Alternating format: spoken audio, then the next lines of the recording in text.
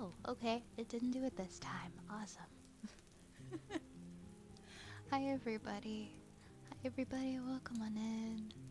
Welcome, welcome. Violet Glorp Crown. What? I am Shrek. I have become Shrek this evening. Welcome to. Oh my god. Is it weird? I don't even remember doing the Shrek 2 read, but I know we did Shrek 1 and Shrek 2, and now we're doing Shrek 3. I strongly expected you to hit the button to play the butt trumpet.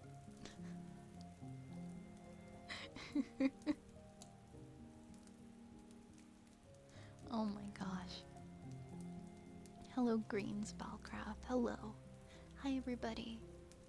Welcome to a very special story time. Emerald Spellcraft. I kind of look like a little. I look like a little alien. I look like a little alien. I've got a Shrek plushie too. Very fun, very cute. Welcome everybody. Oh, oops, I forgot to go live on TikTok. There we go. There we go. Now I'm live on TikTok. Anyways, let's continue. Hi, Soul Dragon. Hi, ER. Welcome on in. Hello. Hi, Hugh. Hi, Goose. I'm glad that you like the starting screen. Hi, Raccoon. Oh my gosh, long time no see. How have you been? Yeah, it's we're in the swamp. We're in the swamp tonight. I want your strongest potions. I actually don't have a bald toggle set up and ready to go right now. New subs get a funny sound played. I could hit a. I don't have it set up for that, but I could hit a button. No, but that's not a bald toggle for this model. There's one for like the old model. There's a bald toggle for the old model, I think. I'm pretty sure. Yeah, I have the egg for my old one, but we're not using the old one, we're using the new one. Oh, speaking of egg, I actually added some new emotes if you guys want to see them. They're in the chat. there's a couple special new emotes for one of my biggest fandoms. We have a Violet Spellcraft rat Tamagotchi, and we have a little witch version of my favorite Tamagotchi.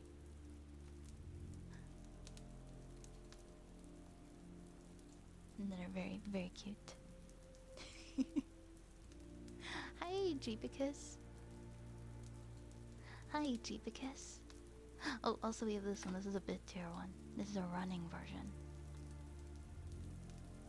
Shrek Violet was not on my 2026 bingo card. Really? Shrek Violet was made an appearance, I think, every year. I think. Yeah, they're really cute. They're actually... Hold on. They're made by... I met this person on Etsy, and I saw that they had these cute Tamagotchi emotes. And I was like, hey, do you think you could make me one of, like, that egg one that you have, but, like, could you make it, like, a purple color and put a rat on it? And could you put, like, a witch hat on your, Kuchibachi guy? And they did it, and they sent them to me. And they're like, oh, no charge, Happy New Year. I just wanted to, like, I'm happy to do something nice for someone. And I was like, what? What? That is so nice. What the heck? And I added emote attribution for them, but I don't think they've accepted it yet. But they're also a Twitch streamer. So I'm just gonna like throw that out there. They're really cool and really nice. So please share some love with them. They were so kind when I asked for emotes on Etsy, and they're like, here, have them for free.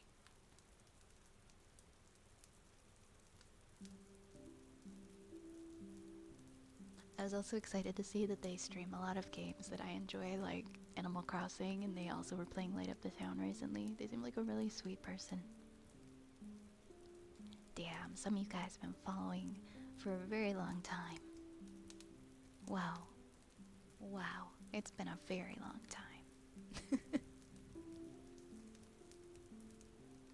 It's been a while. It's been a while.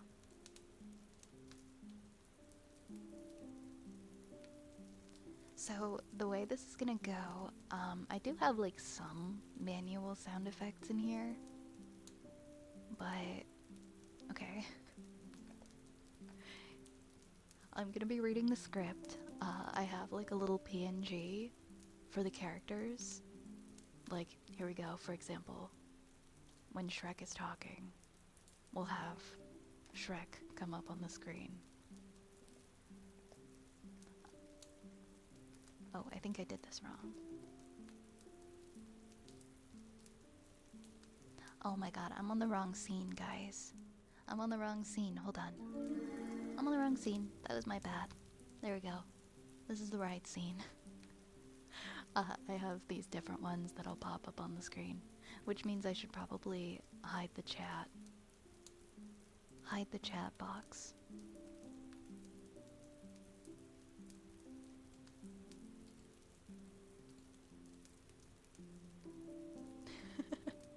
So there will be like different ones that come up on the screen depending on who's talking. I don't have one for every single character, but I'm gonna do my best to match them to all of the characters. And then I have some. I do have a funny soundbite. Hi, random dude. Best ASMR ever. I'm so happy that you're as excited about this as me. I like how Fiona is like, no, nothing to see here. No weird chats or anything. Oh my god, you're so right. You're so right. It does look like she's trying to hide the cursed chat box. Nope, no weird chats here. No weird chats here. There we go. Then the screen won't be as busy. Well, I'm glad I caught that. That was the complete wrong scene.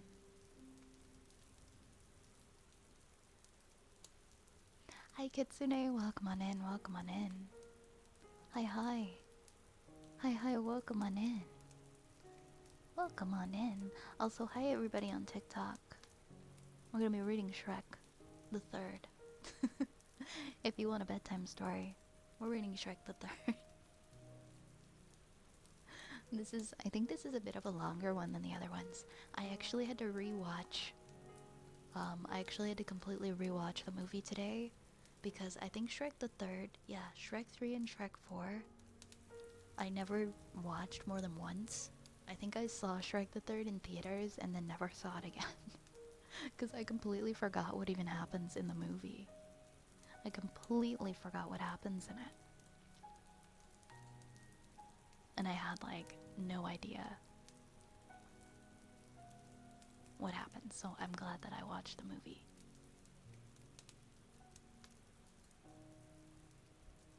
You saw Shrek 4 in theaters as a kid? I watched it. I didn't see it when it was in theaters. I saw it when it was on TV. And I think I just... or no, sorry, it was like on demand, on like some on-demand service one day. Maybe it was on Netflix. I don't remember. Hi, Geronimo. Was it in theaters for months? I feel like I missed the Shrek 4 hype. I feel like I completely missed it. Carter says, what are you supposed to be? I'm Shrek, of course. I'm Shrek, of course. Who are you? I was disappointed with the fourth. I remember liking the fourth. I remember liking the fourth one. I feel like it got like an unfair rap. Shrek. I love the Shrek. I love the Shrek movies. Dare the Roar. I don't have a soundbite of that. Hey, Shadow. Thank you for the 3-stream streak. Hi, Castor. Welcome on in, welcome on in. Welcome on in, welcome on in. It took your points. I even did some redeems and none of them went through. Wait, I didn't see any redeems come through for you.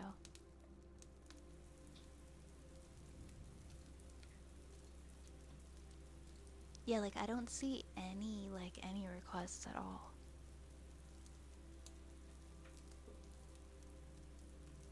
I don't see like any requests. Anyways, one related question before we start. For the poll, what game you will play? What do you classify as completely finish the game? Because I think currently Hollow Knight leads and you can finish it in like 30% completion. That's a good question. That's a good question. I'm not sure. I guess for me, it just means like completing the story mode, but that doesn't mean that if I don't like if I enjoy the game, maybe I'll try for like a stronger completion. Thank you so much for the head pats.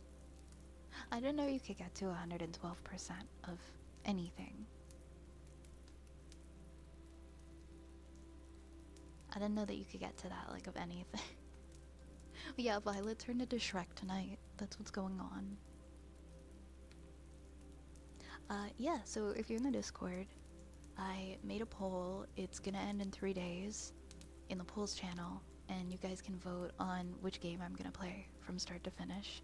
Right now, it looks like it's a tie between Hollow Knight and Elden Ring. Look like they're tied.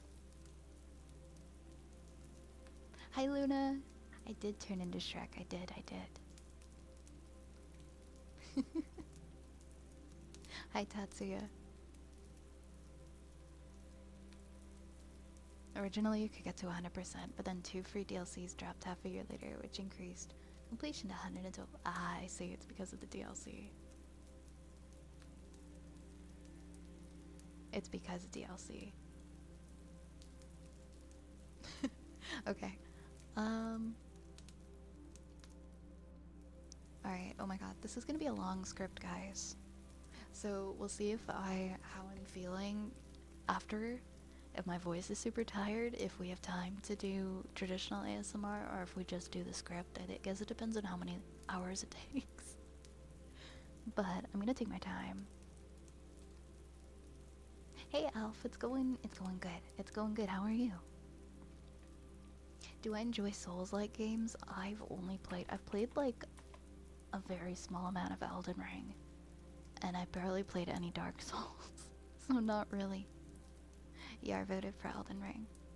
I'm not to say that I don't enjoy them. I'm just like I don't have enough experience. I don't have much experience with Souls-like games. I'm a glorp. Yeah, I mean, I guess I'm a glorp. I guess I'm a glorp.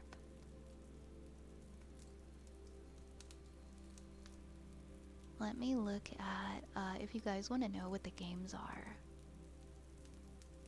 It looks like it's like, okay, more people are voting for Elden Ring. There's Elden Ring and Hollow Knight are like the top choices, but there's like 1, 2, 3, 4, 5, 6, 7, 8, 9, 10, 11, 12, 13, 14, 15 different suggestions from different people I put up.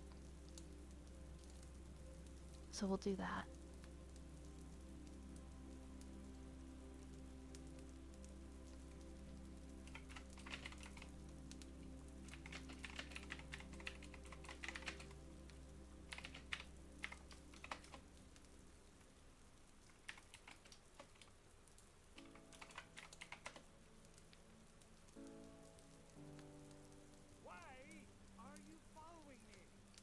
Oh my gosh, did you guys hear that follower sound? Or was it too quiet? Thank you for the follow, Alf. Thank you for the follow. Thank you so much.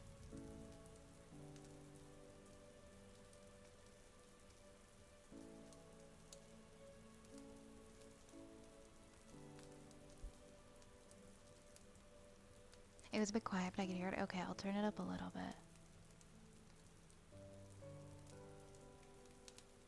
Okay, and turn up the follower sound a little bit.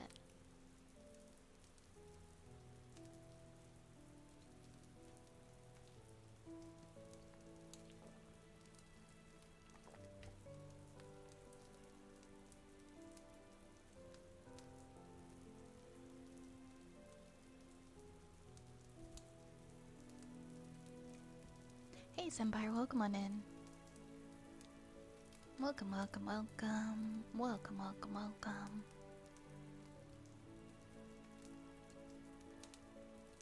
Okay, I guess I'll get started reading. Thank you for the head pats. Thank you for the head pats. Also, Raze, thanks for moderating TikTok. I won't be looking at it from this point forward, so I'm just gonna minimize it. Because I can't have it up on my screen and have OBS up and the script. But thanks for moderating TikTok.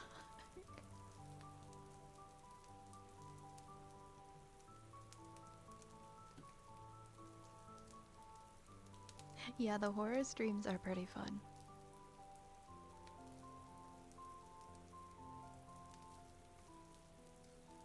I don't know how well I do doing a horror game like all the way through, but I try my best.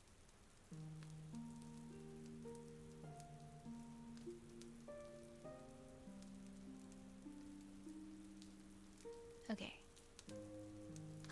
Alright, I'm gonna start reading it. I'm gonna move OBS over here so I can see what people are saying. And I'm gonna open. Alright, we got a long story ahead of us, so I'm gonna get started. Shrek the Third, written by Peter Seaman, Jeffrey Price, Chris Miller, and Aaron Warner.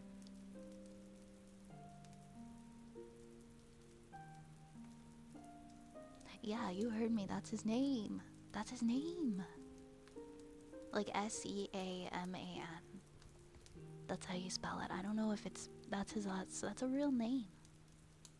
That's his government name. That's what he was born with. Anyway. Interior medieval times theater at night.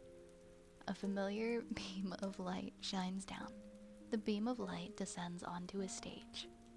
Lightning flashes to reveal Prince Charming riding his valiant steed Chauncey across the open plains. The wind blows back his golden mane. Oh right, I gotta put these up for people. Whenever people are talking. Onward, Chauncey, to the highest room of the tallest tower, where my princess awaits rescue from her handsome Prince Charming. Lightning cracks and thunder booms. Charming straddles a wooden hobby horse and gallops in place. A stagehand uses a bellow to blow air into Prince Charming's face. Another stagehand turns a crank that creates the moving background. In the orchestra, a man uses coconuts to create the sound of a galloping horse. Two more stagehands backstage create a cheap sound effect of thunder and lightning. A crudely constructed tower sits in front of a cheaply painted backdrop.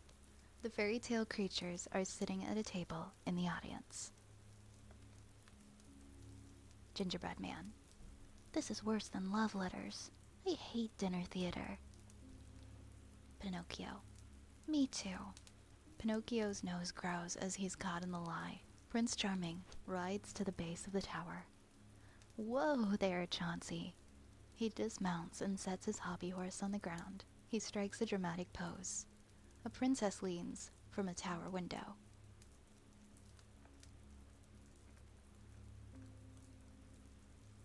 Hark, the brave Prince Charming approacheth. If. Prince Charming puffs his chest out. Why are you following me? Shrek the Third, final screening, script 2. Why is that in there?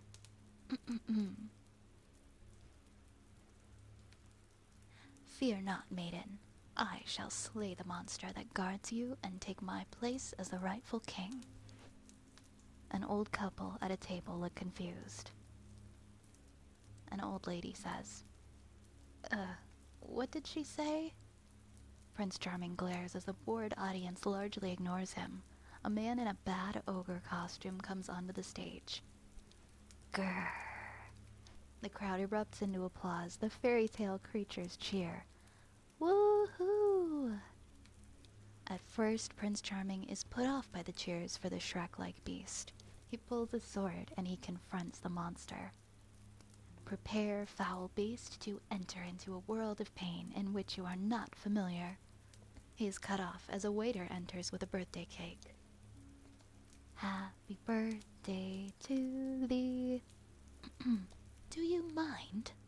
Prince Charming hops out of the way when a chair lands on the stage. It slides past him and bumps into the tower facade. Gingerbread Man, do you mind? Boring. The audience laughs. Prince Charming glares at them and then tries to recover. He points his sword at the monster again. The tower facade begins to topple. Prince Charming, prepare, foul beast. Prince Charming looks over his shoulder and sees that the facade is failing, and he cringes. The scenery slams against the stage, but Prince Charming is unharmed, perfectly framed in the princess's window. The crowd laughs at the embarrassed Prince Charming. He shakes his mangled sword at the audience. Someday you'll be sorry. A heckler off-screen. We already are. They laugh again. Prince Charming throws down his sword and picks up his hobby horse and exit. Grrr, growls the ogre. The song and the laughter follow Prince Charming backstage. Interior backstage dressing room, moments later.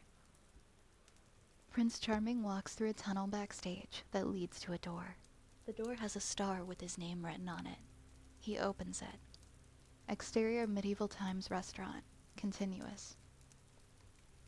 Prince Charming sits at his broken vanity and sobs.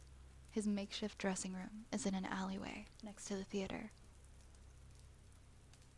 Horses whinny as a carriage passes by. The castle of Far, Far Away can be seen on the hill in the background. Prince Charming breaks down and cries. He looks up and sees a picture of the fairy godmother taped to the vanity. Don't stop believing, Mommy's little angel is written on the picture.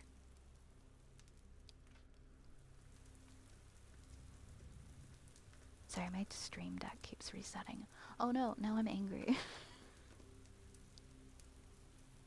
Now I'm angry. Oh, there we go. He looks up and sees a picture of the fairy godmother taped to the vanity. Don't stop believing, Mommy's little angel is written on the picture. Oh, Mommy. He weeps again and then looks back at the picture. A determined change grows across his face. Oh, you're right. I can't let this happen. I can't. Prince Charming looks at the castle on the hill. His expression hardens. He stands and faces the castle. He holds his chin up high. I am the rightful king of Far, Far Away, and I promise you this, Mother. I will restore dignity to my throne. A big gust of wind blows a newspaper page across his face. He peels it off and looks at the headline, his eyes tense and narrow. And this time, no one will stand in my way. In the newspaper is a picture of Shrek and Fiona waving to the crowd. Prince Charming crumbles up the newspaper in his fists. Exterior castle, morning. The camera booms down from the Far, Far Away sign. The sun rises and the birds sing. Interior, Shrek and Fiona's bedroom. Continuous. The sun shines through the bedroom window as the camera pans over to Shrek and Fiona waking up. Shrek, good morning. Fiona, good morning. Oh, morning breath. Shrek breathes in and smiles. I know, isn't it wonderful? The bedroom doors fly open and Donkey and the Dronkies rush in. The Dronkies head right for Shrek and Fiona. Shrek cowers beneath the bedclothes. Donkey singing, good morning, good morning. Shrek sinks further into the blankets as the Dronkies exuberantly lick him, and Fiona is amused. Donkey starts to sing good morning from Singing in the Rain as he enters the room. The sun is shining through. Good morning to you and you. The Dronkies fly out of the room, knocking everything down in their path. Shrek, greatly annoyed, lifts his hand and snuffs out a little fire on the bed, left behind by the Dronkies. Not fast enough. Puss leaps onto the bed. Okay, you have a very full day, filling in for the king and the queen. There are several functions that require your attendance, sir. Great, let's get started. Shrek immediately pulls the covers up over his head and starts to snore. Come on, lazy bones, it's time to get moving. Donkey yanks the sheets off of Fiona and Shrek. He's surprised to see Shrek's bare legs. Ah! You know, you really need to get yourself a pair of jammies. Shrek sighs. Cut to interior knighting ceremony day. Okay, I'm having a water break. I'm having a water break. Hi, Melty. Hi, Puddin' Mouse. Welcome in. Hi, Tatsuya. Hi, Orion. Yeah, I am Shrek today. Hi, Cringe Reaper. Welcome back. Thank you so much, Imp, for the follow as well.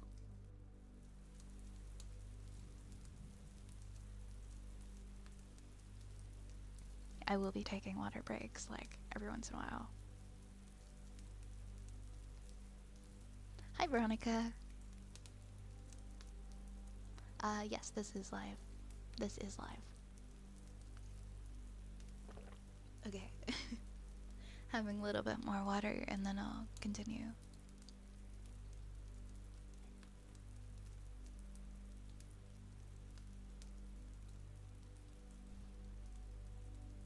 Interior knighting ceremony day. The camera pans down. From the stained glass window, the song Royal Pain by the Eels plays in the background as the title, Shrek the Third, is superimposed. A large crowd has gathered to watch the knighting. Shrek walks down the aisle of the church. Shrek walks up to the knight, who seems a bit nervous. Shrek takes a sword from Puss, but he doesn't have any idea what he is supposed to do with it. Shrek looks at Puss, who indicates how to knight a person with his own sword, and Shrek starts to knight the knight. I knight thee. Shrek accidentally stabs the knight. Oh. The crowd, Fiona, Puss, and Donkey look on, shocked. Exterior boat day. Shrek and Fiona officiate at a boat christening for the Royal Navy. Shrek is holding a bottle of champagne. He leans on the boat, accidentally pushes it down the ramp. Shrek throws the bottle at the boat, and it punches an enormous hole in the side of the hull, and the boat quickly sinks. Shrek turns to find the patrons afar, far away, shaking their heads as they leave. Interior dressing room day. Raoul, the makeup specialist, tightens some aprons around Shrek and Fiona. Donkey, Puss, and Raoul stand in front of them. Donkey. Well, since you're filling in for one, you might as well look like a real king. Can somebody come in here and work on Shrek, please? Raoul stares at Shrek, and Shrek raises his eyebrows. I will see what I can do. He unrolls a satchel full of different gardening tools. Suddenly Shrek's arms and legs are strapped into a chair. A man stands with his back to the camera and pulls on a ripcord, as if he's holding a chainsaw. Vroom, vroom. He turns around to reveal a circular sander and starts to grind away at Shrek's gruesome toenails. Shrek cringes. We see a close-up of Shrek's eye. A mascara brush comes into frame and pulls at Shrek's eyelash. Fiona gets her nose hairs plucked. Ow! Lipstick is applied to some lips. The camera pulls back to reveal that the lips are Shrek's. A hand tries to tighten a zipper on Shrek's back. It keeps snagging on the skin until they finally rip it past and tighten up the zipper all the way. A small sock is placed onto Shrek's foot. With a shoehorn, Shrek's foot is shoved into a small shoe. Pop. A collar is placed around Fiona's neck and her corset is tightened. A drill comes into frame and tightens the rivet on Shrek's belt, and a mole is placed on his cheek. Interior backstage later. Reveal Shrek and Fiona standing awkwardly in outrageous Renaissance outfits. Donkey gasps. Oh! Puss rolls his eyes. Yeah. Wow. Fiona's uncomfortable. Is this really necessary?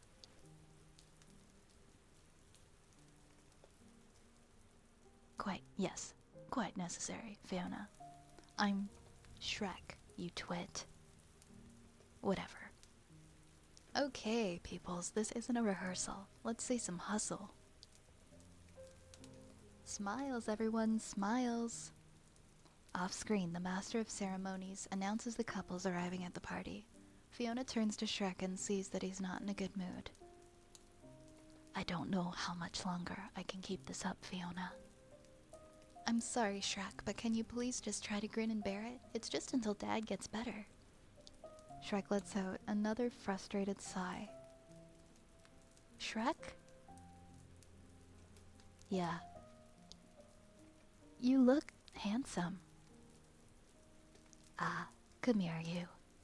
She gives him a small, supportive smile. He relaxes and smiles back. Fiona puckers her lips and Shrek leans in for a kiss, but their bulky outfits prevent it. Shrek and Fiona let out a huge breath of air.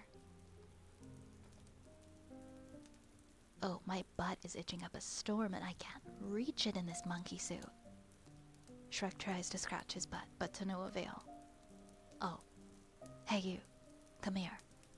A man holding a ruby scepter walks over to Shrek. What's your name? Fiddlesworth, sir. Perfect. Interior ballroom continuous. The announcer introduces Shrek and Fiona. Ladies and gentlemen, Princess Fiona and Sir Shrek. The audience claps. The curtain starts to open and Fiddlesworth is scratching away at Shrek's butt. Oh, you've done it. Just a little over to the left. Yeah, that's great. Shrek? Fiddlesworth struggles to reach Shrek's itch and the crowd looks on in horror. Fiona tries to get his attention. Ah, alright, you got it. Oh, yeah, you're on it. Oh, that's it. Oh, that's good. Shrek? Oh, yeah, scratch that thing. You got it. You're on it. That's great. Shrek! Shrek and Fiddlesworth finally see the crowd. They both freeze, and Shrek laughs nervously. Suddenly, Shrek's belt buckle snaps off and hits Donkey in the eye. He stumbles through the crowd screaming, Ow! My eye! My eye! As he is stumbling, he grabs hold of a lady in the crowd. What are you doing? The woman pushes Donkey away, and he falls, knocking over a guard, who is holding an axe on the way down. The guard drops the axe, and it flies past Puss, who is in the arms of a lady. The axe knocks over a vase. The vase flies up on the stage, and Fiona maneuvers to catch it. In flight, water spills out of the vase, which causes Fiona to fall over. Shrek's tuxedo bib slaps him in the face. The clasp holding Shrek's pants up breaks off. Shrek stands on stage with his pants around his ankles, and he shuffles towards Fiona. Fiona! He trips over his pants and hits a loose wooden plank on the stage. The plank flings up and sends Fiddlesworth flying through the air where his jacket slips over a banner pole, trapping him. Shrek has reached Fiona, who is still lying on the floor. Are you okay? Yeah, I'm fine. Fiona's eyes suddenly widen. Fiddlesworth's jacket rips and he falls onto a waiter carrying flaming skewers. Ah! The skewers fly through the air. Donkey stands up in frame with one eye half shut. The flaming skewers shoot by him and land in the curtains, setting them on fire. He blows one of the skewers out and takes a bite. Oh, shrimp. My favorite. The fire causes a far, far away shield to detach from a wooden ceiling beam and fall on the stage, breaking it in half. The whole stage collapses in the middle. The buffet tables slide towards Shrek and Fiona at the other end and collide. Crash. Bang. Cut to black. Interior, Shrek and Fiona's bedroom, night. The door to Fiona's room flies open. That's it. We're leaving. Shrek storms in, pulling bits of buffet food off of his face. Honey, please calm down. Shrek grabs the wig off of his head and throws it aside. Calm down? Who do you think we're kidding? I am an ogre. I am not cut out for this, Fiona, and I never will be. Shrek wipes off his makeup with his shirt sleeve and flings his shirt to the floor. He falls onto the bed next to Donkey. I think that went pretty well. Donkey. Shrek picks him up and throws him out the door. Oh, now, come on now, Shrek. Shrek slams the door shut. Shrek turns back toward the bed and sees Puss reclining on his pillow. Some people just don't understand boundaries. Shrek picks Puss up by the scruff of his neck and tosses him outside the window. He shuts it. Puss sits sadly on the ledge, giving Shrek his sad eyes routine. Shrek draws the blinds. Shrek stomps over and falls back onto the bed. Fiona tries to calm him down.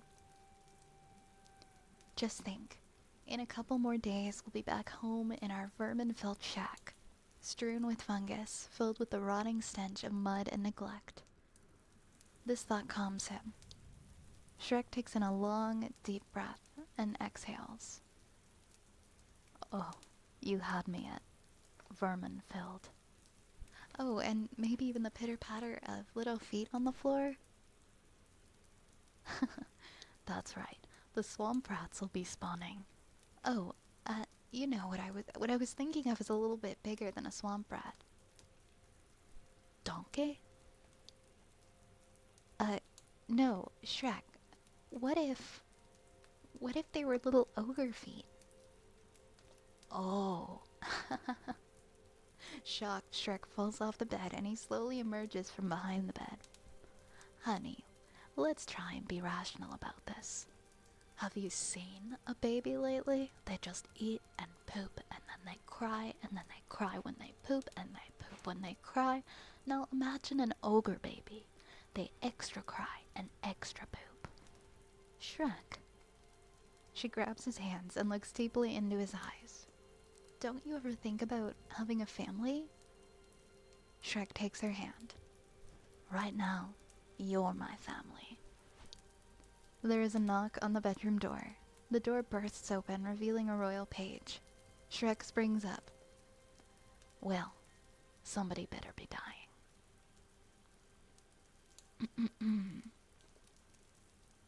Somebody better be dying.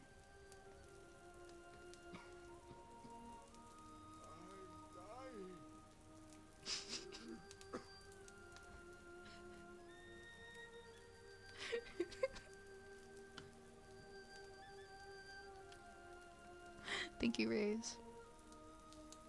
You didn't hear it? No! Why didn't you hear? Hold on. No, Raze put so much effort into this. I'm dying.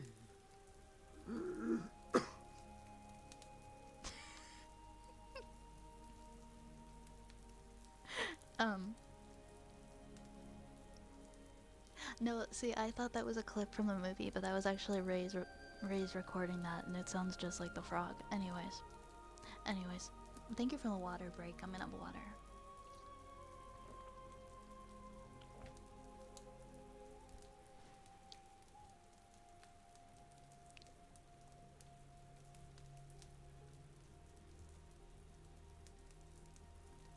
Cut to interior king's room moments later.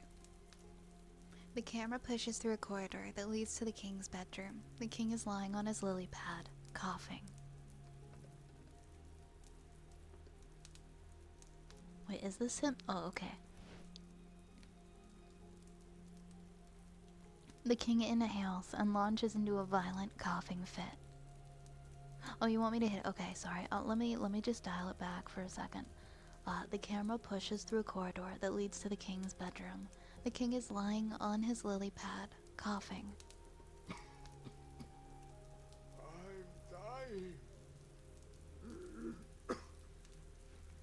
The king inhales and launches into a violent coughing fit. Shrek looks a bit guilty about his last admission. The queen comes to the king's aid and he settles down. Harold. Don't forget to pay the gardener, Lillian.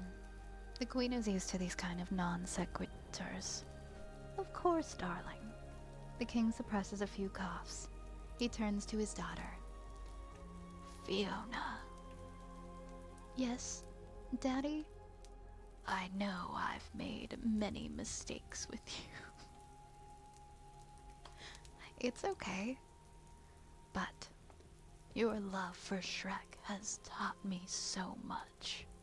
Fiona smiles. The king addresses Shrek. My dear boy, I am proud to call you my son. I'm proud to call you my frog king dad-in-law. Shrek smiles. Now there is a matter of business to attend to. The king starts wheezing and coughing. Eventually he stops. They think he is dead, and Puss solemnly removes his hat. The Frog King is dead. Fiona starts crying. The king suddenly wakes up coughing. Put your hat back on, fool. Shrek, please come hither. Fiona gives Shrek a look, and Shrek walks over to the king. Yeah, Dad? The kingdom needs a new king. You and Fiona are next in line for the throne. Ooh, next in line. Now you see, Dad, that's why people love you. Even on your deathbed, you're still making jokes. The king stares at Shrek, stone-faced, and Shrek leans in closer. Oh, come on, Dad, an ogre as king? I don't think that's such a good idea. There's got to be somebody else, anybody. Aside from you, there is only one remaining heir. Shrek brightens. Really? Who is he? Who is he, Dad? His name is...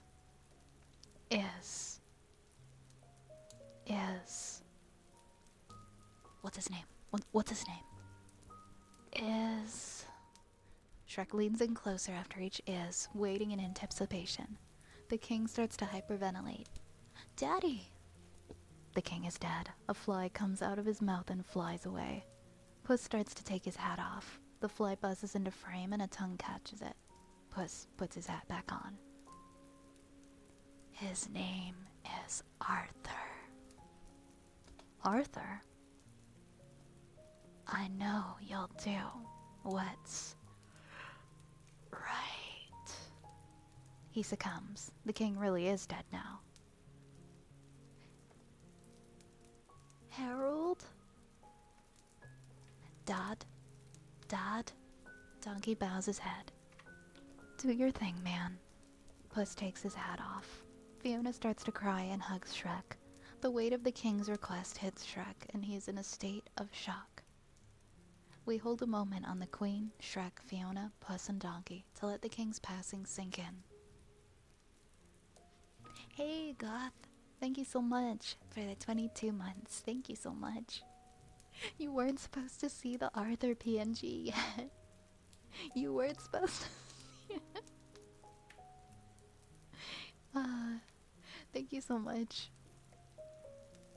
for the 22 months.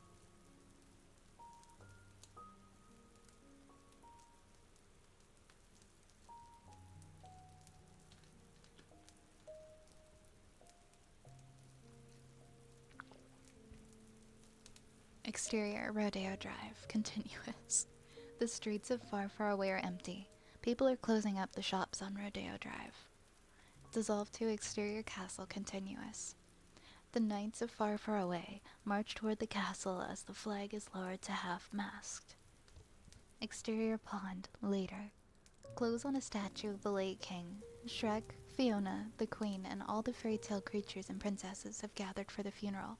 The queen sets an old shoebox, ye old footlocker, on top of a lily pad and sends it floating out into the water. An overhead shot shows the box floating through the lily paths. The camera tilts up to reveal a frog choir, singing Live and Let Die. The princesses, Donkey, Puss, and the fairy tale creatures all bow their heads solemnly. Shrek puts his arm around Fiona. The funeral has ended and the crowd begins to disperse. Shrek, Fiona, and the Queen stand by the pond, and the Queen sadly gazes at the pond. Exterior, a bluff overlooking the castle, continuous. The camera pulls back to reveal a cloaked figure on horseback overlooking the funeral. The figure removes his hood to reveal Prince Charming. He gives a smug smile and rides off. Cut to exterior, Poisoned Apple Bar, night. Prince Charming rides up to the Poison Apple Bar.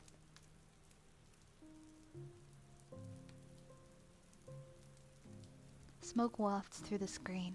The camera pans down to the top of a piano where an ashtray with a lit cigarette burns and a brandy sifter is filled with coins.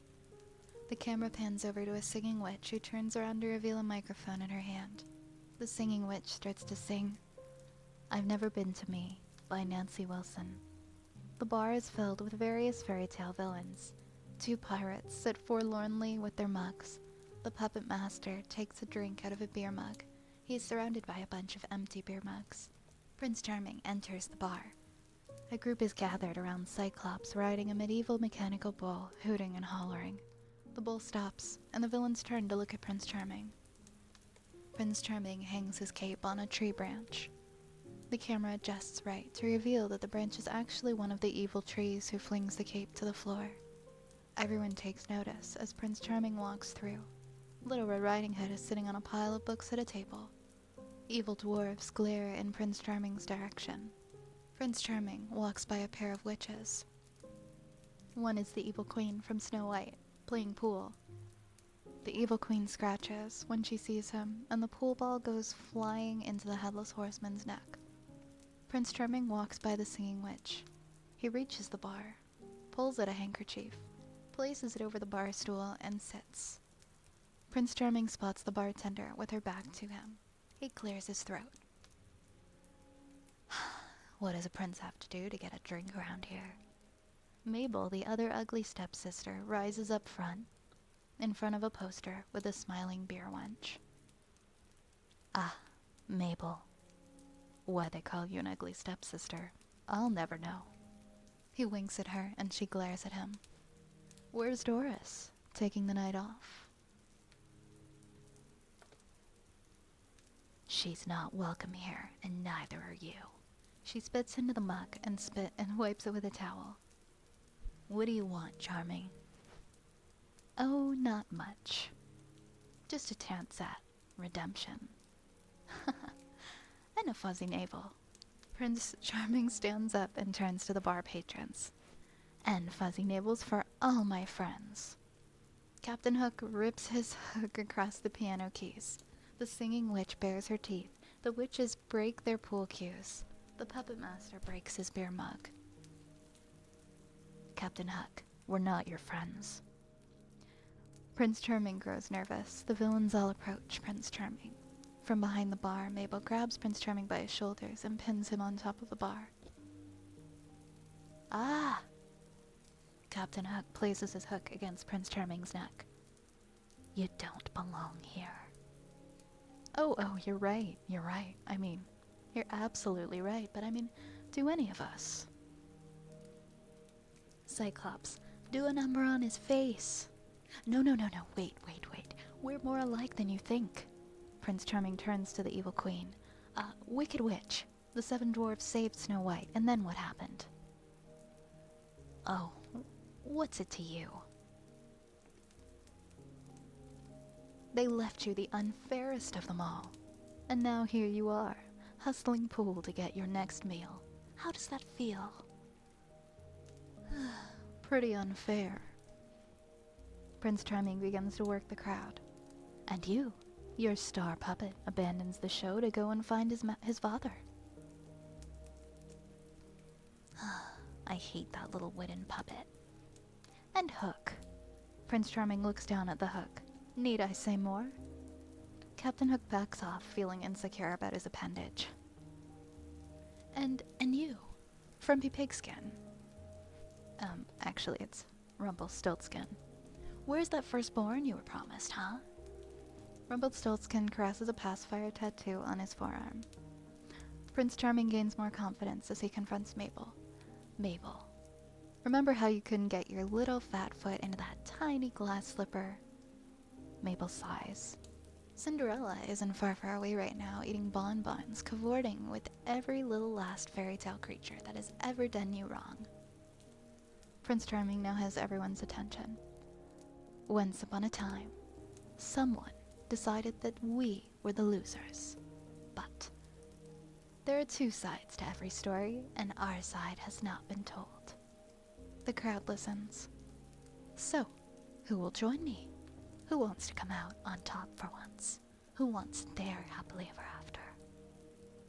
The crowd of villains cheer and start getting rowdy. A barroom brawl ensues. Prince Charming looks on, shocked. He ducks out of the way of a flying liquor bottle and smiles, nervously, and lifts his fruity, fuzzy navel to drink. That guy is a native Wisconsinite with all those beers.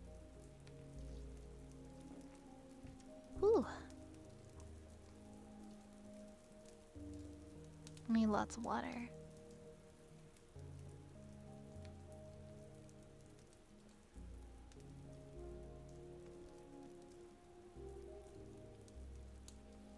Exterior docks, dusk. The camera booms down from the lighthouse. Blind mouse number 1. This way, gents. The blind mice stumble and fall, trying to get down the snips to the dock. The fairy tale creatures and dragon have gathered to wish Shrek, Puss, and Donkey a bon voyage as they set off to retrieve Arthur. On the docks, 2 dronkies chase a seagull as the camera pans over to Puss, who breaks free of the embrace of a lady cat. It is out of my hands, señorita. The winds of fate have blown on my destiny, but I will never forget you. You are the love of my life. Off screen, a cat meows and walks towards Puss. As are you. Camera pulls out to reveal more and more cats approaching him. And you. Puss starts walking away as 2 of the cats begin to engage in a cat fight. They're hissing at each other as Puss backs away from them and into another. And, I don't know you, but I'd like to. I gotta go. Puss runs out of frame, cut to the dragon, who is talking to Donkey. Puss runs past them in the background, and Dragon lets out a soft wail. I know. I don't want to leave you either, baby, but you know how Shrek is. This dude's lost without me. She gives him an understanding smile. But don't worry, I'll send you airmail kisses every day. He blows her a kiss and she catches it. He looks down at his children, holding back tears. All right, be strong, babies. Be strong. Now, Coco, Peanut, you listen to Mama, all right? And Bananas, no more roasting marshmallows on her sister's head. Bananas lets out a fiery sneeze. Ah, that's my special boy. Oh, come over here, all of you. Give your daddy a big hug. The baby dronkies fly around their daddy. The dronky that Fiona is holding flies off to join Donkey and the others. Fiona nervously takes in a breath. Shrek, maybe you should just stay and be king. Oh, come on. There's no way I could ever run a kingdom. That's why your cousin Arthur's the perfect choice. It's not that, it's... No, you see... And if he gives me any trouble, I've always got persuasion and reason. He holds up his right fist. Here's persuasion. And as he holds up his left fist. And here's reason. Shrek chuckles.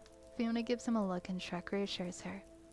Fiona, soon it's just gonna be you and me and our swamp. But it's not gonna be just you and me. The ship's foghorn sounds. All aboard. It will be, I promise. I love you.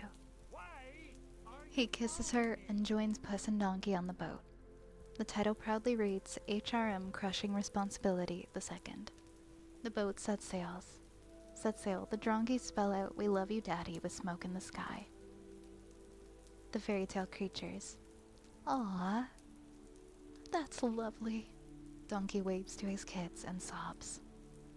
Bye-bye, babies. Fiona runs after the boat. Shrek. Shrek leans against the rail, calling out to her. Yeah?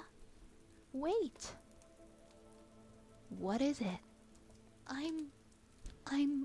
The ship captain blows a foghorn and cuts her off. Shrek smiles back at her. I love you too, honey. No, I said...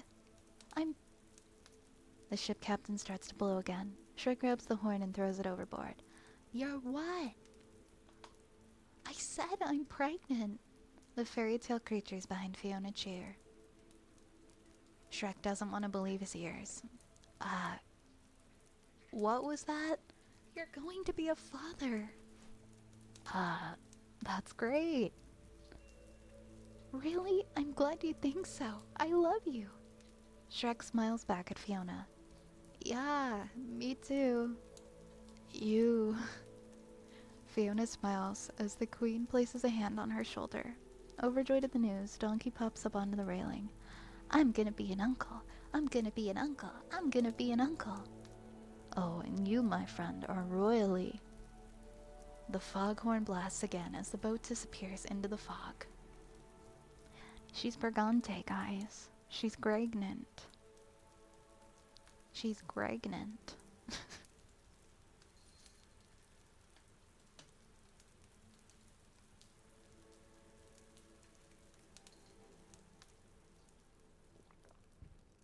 The boat travels along in the open sea. Shrek is fast asleep as the boat travels through an estuary and beaches itself. Shrek wakes up and he opens the cabin door. Excuse me, what are you doing, ma'am? What are you doing, Miss Ma'am? Sorry, my cat's doing something. What are you doing there? You silly. Shrek wakes up and he opens the cabin door. Ah, home. He smiles to himself. The boat has beached itself right outside of Shrek's swamp house. He leaps off the boat. Woohoo! Exterior swamp house continuous. Shrek takes a deep breath of air. Ah, he skips and dances happily towards his house. Interior swamp house continuous. He sashays through the front door with his eyes closed, presenting himself. Fiona! After a moment of silence, he opens his eyes, realizing that Fiona is not there. Fiona? He looks around the room, puzzled. The door slams closed behind him. A baby carriage rolls slowly into frame behind him. He turns slowly and he sees the baby carriage covered with a blanket. Shrek removes the blanket, revealing a baby ogre, smiling at him. Huh? Oh no. The baby burps. Better out than in, I always say. The ogre baby hiccups. This time the baby's burp turns into projectile vomit aimed directly at Shrek. Shrek puts his hand up to block the vomit, but to no avail. The baby continues to vomit, but eventually stops after completely soiling himself and Shrek. The baby looks like it's about to cry. Shrek raises his hands. No. It's okay. It's gonna be alright. Shrek picks up the baby, smiling, cautiously. He holds it awkwardly for a few seconds, then looks up and realizes his house is filled with babies. Dada!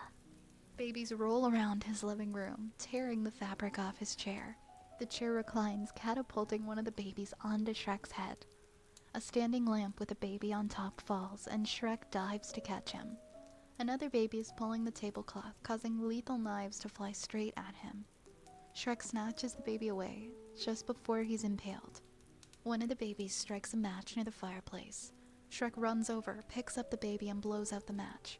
He takes the baby out of the cauldron. Hey, wait. No. Stop. Hey, no. Shrek panics. A baby's knocking glass jars off the shelf. Shrek catches him before he crawls off of it. Shrek runs through the room picking up babies.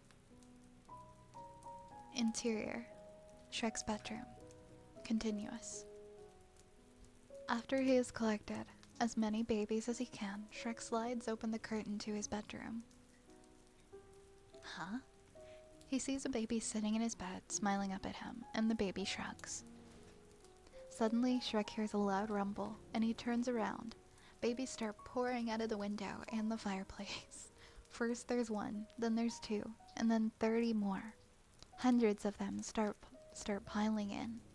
Shrek makes a run for the doorway, but no matter how hard he runs, the doorway keeps getting farther and farther away. He keeps trying, hundreds of babies trailing behind. Interior, graduation stage, continuous. Finally, Shrek reaches the door and opens it. He slams it shut behind him and closes his eyes. Everything is quiet. He opens his eyes and finds himself on stage in front of his high school. Shrek looks up to find a graduation cap on his head. The audience is full of ogre babies laughing at him. The camera pulls back to reveal Shrek standing on the podium, naked.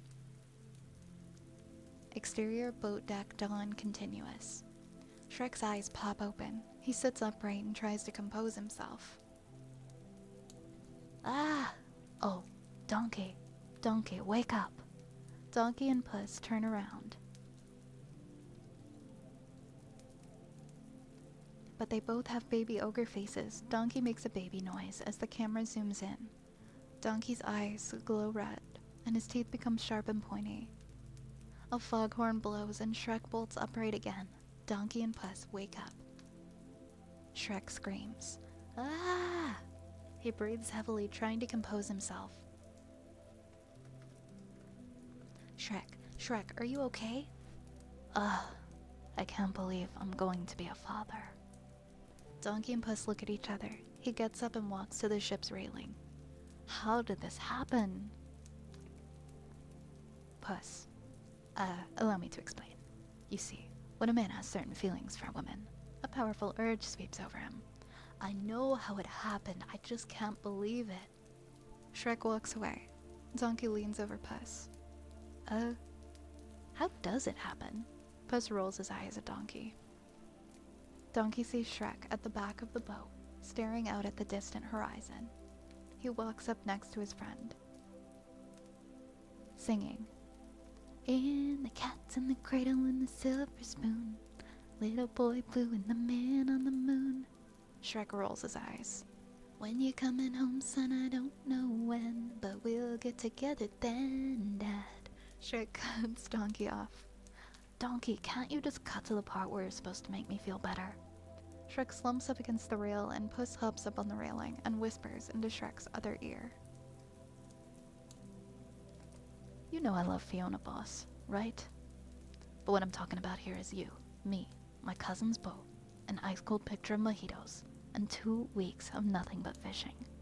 Puss makes a let's go fishing gesture by casting an imaginary rod into the ocean.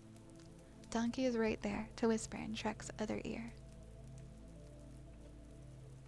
"Man, don't you listen to him. Having a baby is not gonna ruin your life." "It's not my life I'm worried about, it's the kids."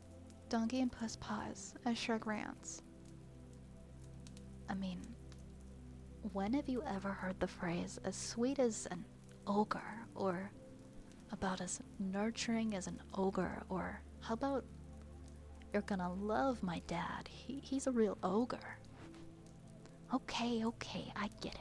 Nobody said it was gonna be easy, but at least you got us to help you out." "That's true." He thinks for a moment. "I'm doomed." "You'll be fine." "You're finished." Everyone turns to look at the ship captain, who clears his throat. With your journey." He points to the shore. A majestic castle stands proudly on a nearby bluff.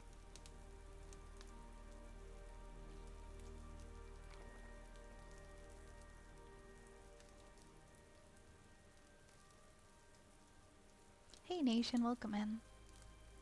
"No, it's not spooky me, I'm just dressed up as Shrek."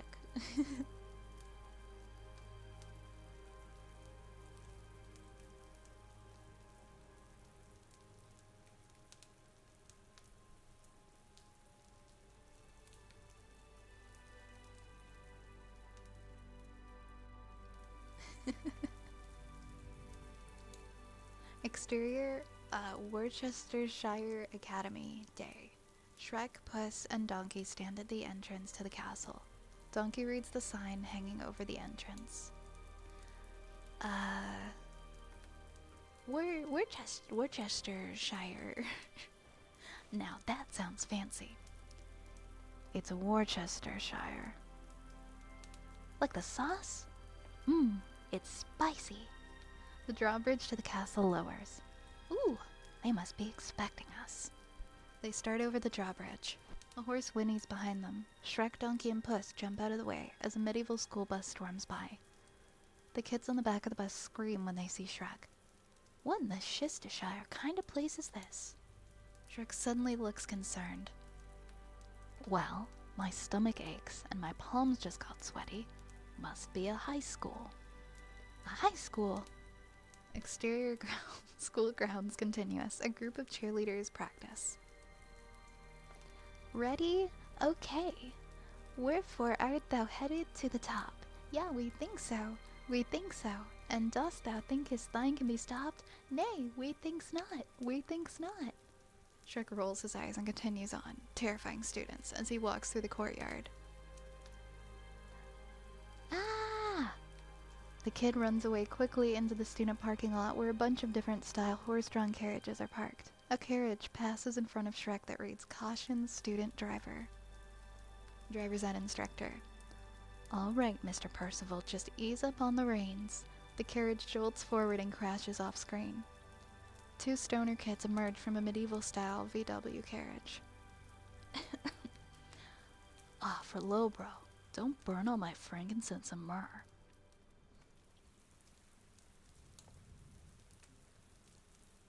Donkey. I'm already starting to feel nauseous from memories of wedgies and swirlies. But how did you receive the wedgies when you're clearly not the wearer of the underpants? Let's just say some things are better left unsaid and leave it at that. He notices two female students discussing their love lives. So then I was all like, I'd rather get the Black Plague and lock myself in an Iron Maiden than go out with you. Totally. Shrek approaches them. Pardon me. They flee in terror. Totally ooeth. Yeah, totally. A pair of dorky kids play a medieval role-playing board game. Yes, I just altered my character level to +3 superb ability. Hi. We're looking for someone named G, who rolled a +9 dork spell and summoned the beast in his quadrupeds. Ha ha. The students panic when his nose starts to bleed. I know you're busy not fitting in, but can either of you tell me where I can find Arthur? While Xavier tries to control the bleeding, Gary points towards the athletic field. He's over there. Cut to exterior jousting range, continuous. In the distance, Shrek spots a bold knight atop his steed. He looks very impressive as he revs up, ready to charge. Shrek, Donkey, and Puss arrive to see the beginning of the charge. It's an exciting back and forth. Hooves pound on sand. The knight's eyes steady. The horse rears majestically. The opponent's eyes widen in fear. The lance hits, and the opponent flies through the air and lands in front of Shrek, Puss, and Donkey. Shrek looks back at the victorious knight. He removes his helmet, revealing a strong, handsome face. The knight enjoys his victory. Ha ha, there is no sweeter taste of the on thy tongue than victory. Shrek turns to Puss. Strong, handsome face of a leader?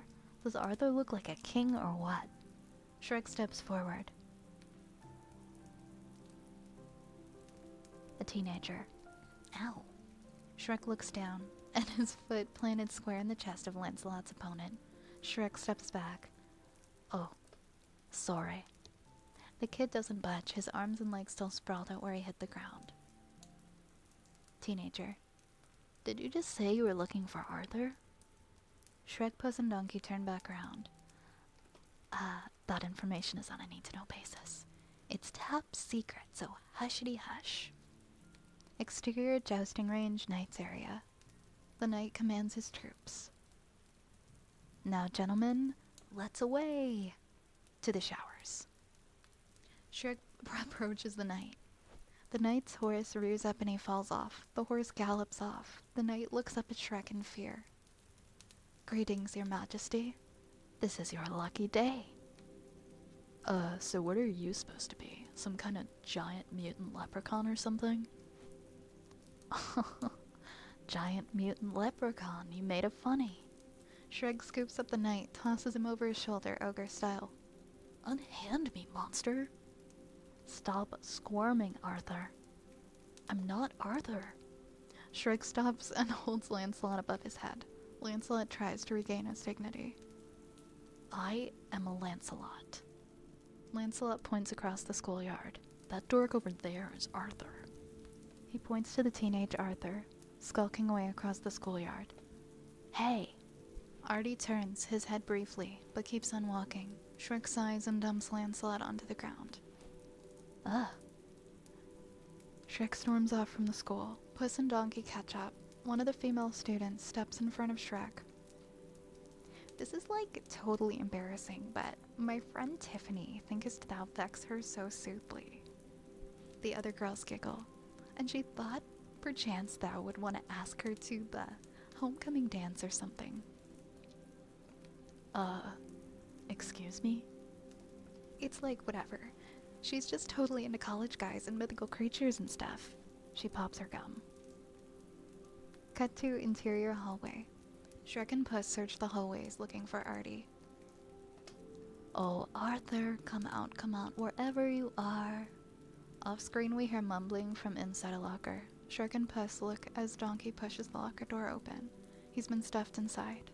Off screen we hear some students laughing. Yeah, you better run, you punk no good kids, 'cause the days of little donkey dumpy drawers are over. An I sucketh sign has been taped to Donkey's butt. Shrek spots students entering the gym. They approach a hall monitor who stops them. Hold it. Two mascot costume students walk up to the hall monitor. We're here for the mascot contest. Are you following me? The hall monitor waves them in, and Shrek gets an idea. We're here for the mascot contest too. The hall monitor reaches out and starts painfully pinching and pulling on Shrek's skin. Shrek tries to hide the pain. This is a costume? I worked on it all night long. The hall monitor lets his face snap back into place, and Shrek struggles not to scream in agony. Hall monitor is still suspicious. Looks pretty real to me. Puss, if it were real, could I do this? Puss's claws snap out one at a time like jackknives, and then Puss jabs all the claws deep into Shrek's butt. Or this? Donkey kicks Shrek hard in the groin with his hind legs. Shrek winces and sweats.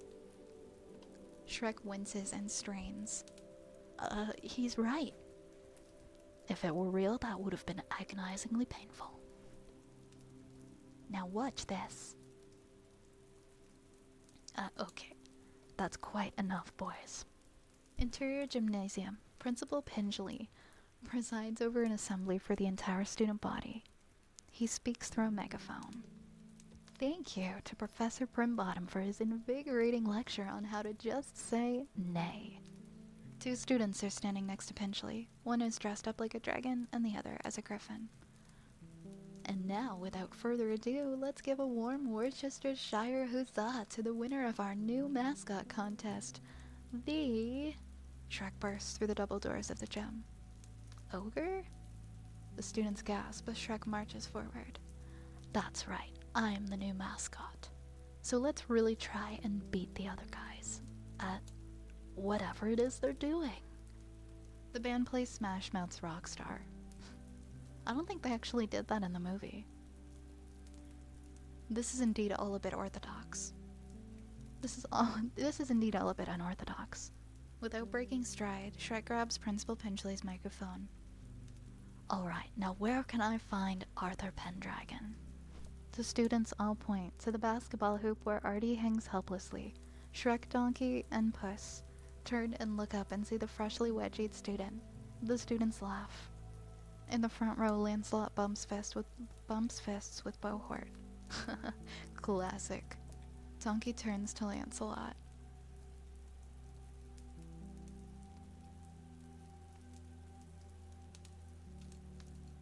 You should be ashamed of yourself. I didn't do it. They did. Lance points to the D&D nerds. They're beside themselves with nasal laughter. Nosebleed Boy starts bleeding again. Shrek reaches up and pulls Artie down to eye level. Please don't eat me. The students start chanting, Eat him, eat him. Even Principal Pinchley gets caught up in the excitement. Eat him! Shrek yanks on Artie and pulls him off the hoop. I'm not here to eat him. Aww. It's time to pack up your toothbrush and your jammies. You're the new king of far, far away. What? The students react with surprise and disbelief. Artie? A king? More like the mayor of Loserville. Haha, nice one, Lance. They high-five and the tuba player plays. Burn. Everyone laughs. Is this for real? Absolutely. Now clean out your locker, kid. You've got a kingdom to run. So, wait, am I really the only heir? Shrek pauses for a moment, and then... The one and only. Just give me a second. Artie turns back to the crowd and delivers a heartfelt speech. My good people, I think there's a lesson out here for all of us. Maybe the next time you're about to dunk a kid's head in a chamber pot, you'll stop and think, hey, maybe this guy has feelings. Maybe I should cut him some slack because maybe, just maybe, this guy's gonna turn out to be, I don't know, a king? And maybe his first royal decree will be to banish everyone who ever picked on him. That's right, I'm looking at you, jousting team. Artie points and Lancelot and his buddies look horrified. And Gwen. Oh, Gwen, I've always loved you. You. Well, good friends, it breaks my heart, but enjoy your stay here in prison while I rule the free world, baby. Alright, let's not overdo it. I'm building my city, people, on rock and roll. You just overdid it. Shrek shoves the kid through the door. Ow! Shrek, Donkey, and Puss exit to the gymnasium. Cut to Interior Library Day. Okay, I can't pronounce that to save my life. How are you supposed to say it? I've never said it right ever. I've just kind of given up on saying it correctly. Worcester, Worcestershire, because the way that it looks is Worcestershire. That's the way that it looks. So, great. I think my OBS froze again.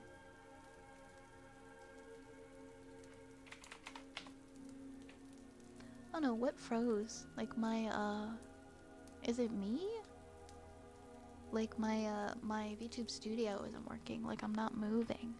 Oh, it's better now. I don't know what happened. It's supposed to be like, wash your sister. Worcestershire? See, that's not how it's spelled though. It's where in the word does it sound like Worcestershire?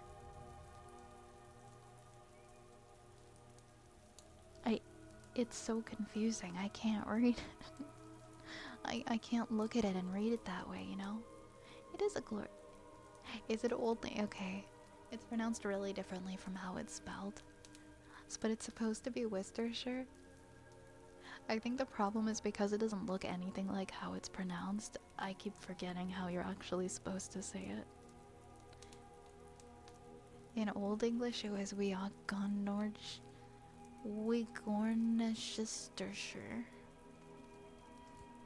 Damn. People who think that English is hard, like, I guess they don't really know the half of it. You start throwing words like that at people who are just learning English, they'll probably quit the language.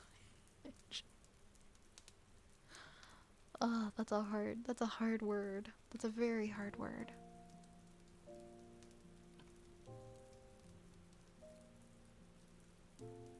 It's a very, very hard word. Oh, thank you, Pickle Dude. Thank you, Pickle Dude. Bobby, thank you so much for the raid. Oh my goodness.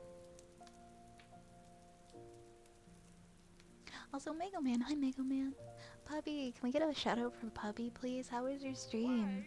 Why are you following me? I hope you like the special follow alert for this stream only. There's a very special follow. A very special follow alert for just this stream. Thank you so much for the follows. Puppy, how was your stream? Guys, make sure to go and check out our friend Puppy, okay? Why are you following me?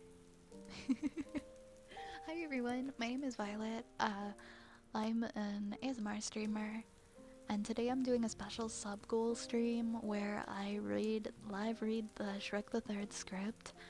I have done previous streams where I've read the scripts for 1 and 2. So now we have one where we're doing 3, and yeah, I've got all my Shrek assets on tonight. You're so cute and green. Thank you. Thank you so much, Puppy. You're too kind. Thank you for the follow, Crit. Thank you so much. Oh, we're just okay. There's a high school in the script that's pronounced like I can't pronounce what Worcestershire. I can't pronounce it, so I always say like Worcestershire, and it's wrong.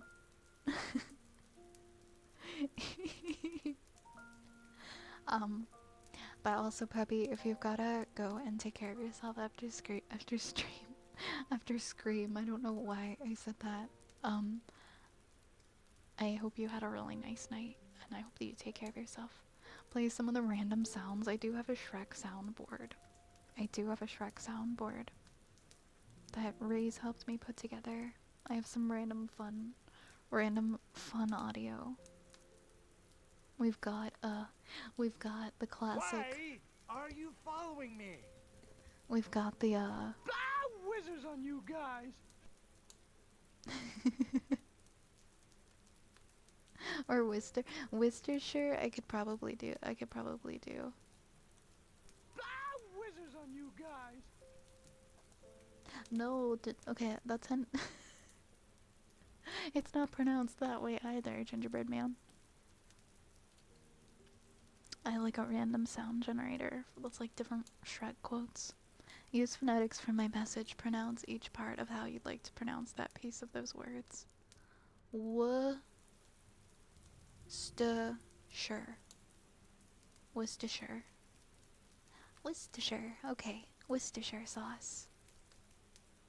Worcestershire. That first nightmare that Shrek had about being a dad and donkey and Puss having a baby faces was horrifying. Try the old English pronunciation. I came Worcestershire. I feel like I'm having flashbacks of my dad also struggling to pronounce it. Worcestershire. Also, hi Violet. Hi Johnny. Hi Johnny. Nice to see you. Nice to see you. Also, thank you for the follows, Jalbert, Mrs. Lily, and Draven on TikTok. Thank you guys. So we're about halfway. We're almost halfway through the Shrek the Third. Maybe we're about maybe we're a third. I would say we're about a third through it. And we just got to the part where Shrek goes and gets Arthur. As you can see in the bottom left corner, Shrek goes and gets Arthur so that he can be king. So he can take him back to far, far away.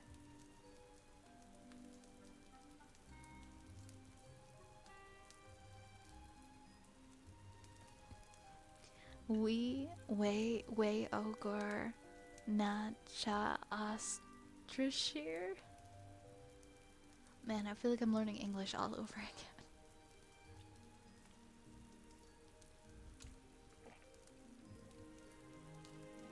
But yeah, thank you again, Puppy, for the raid. I hope you have a lovely night. Cut to interior library day. Oh, I should probably get Arthur off the screen.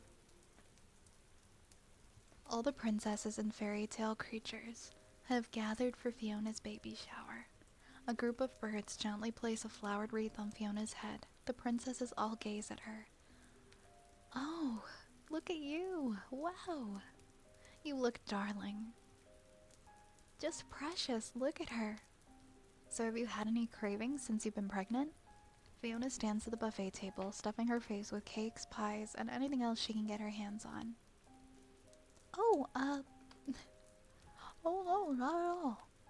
She takes another bite. Do you smell ham? Ooh, it's present time. The birds and forest creatures all flock to Snow White. They chirp and hoot happily. Snow White looks annoyed. Cinderella. Oh, Fiona, won't you please open mine first? It's the one in the front. Fiona reads the card. Congratulations on your new messmaker. Oh, messmaker. Hopefully this helps. Love, Cinderella. Fiona opens it and pulls out a plastic baggie and pooper scooper. Ooh. Ah. Will you look at that? What is it? It's for the poopies. Ew.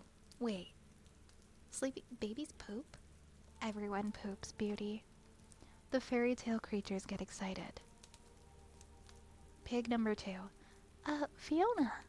Fiona, we all chipped in for a little present too. Pinocchio spins around, revealing a baby Bjorn with a gingerbread man inside. Ta-da!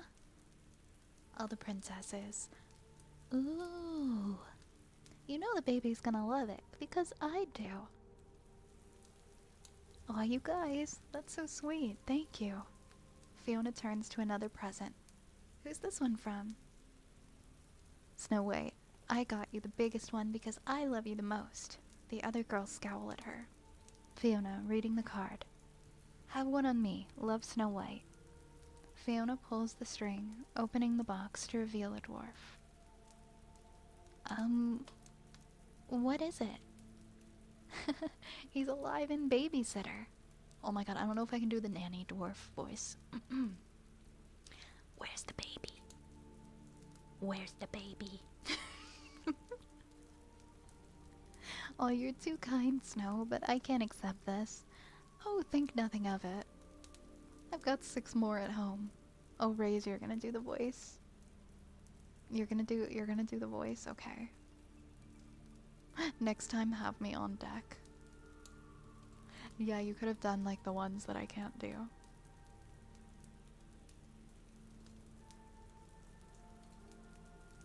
Oh my goodness.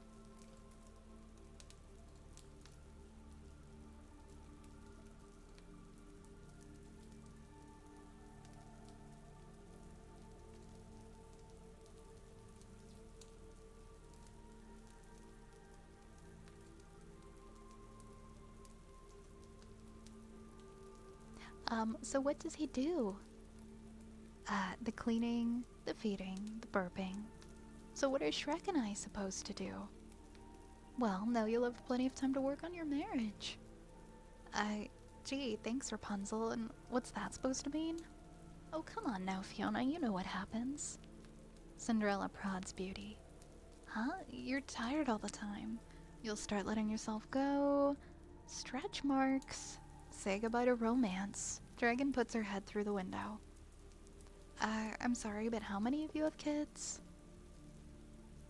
Doris wedges herself in the couch. She's right. A baby's only gonna strengthen the love that Shrek and Fiona have. How did Shrek react when you told him? Tell me. Fiona smiles. Well, when he first found out, Shrek said. The dragon roars loudly.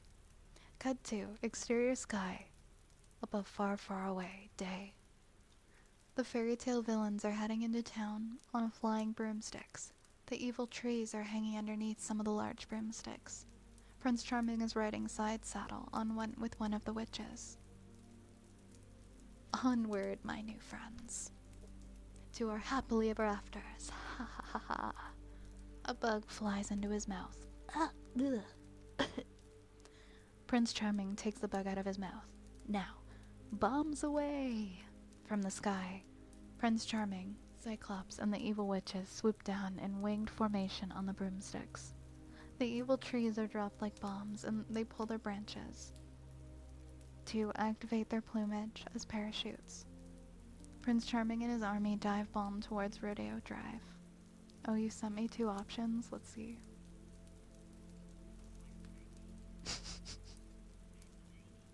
Okay, I'll use that one later.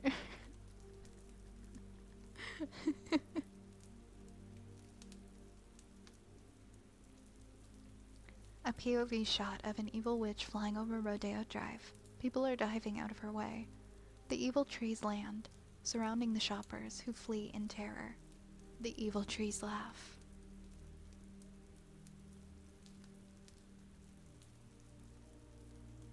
A shadow falls over the child, and he looks up to reveal Captain Hook and the Headless Horseman on horseback.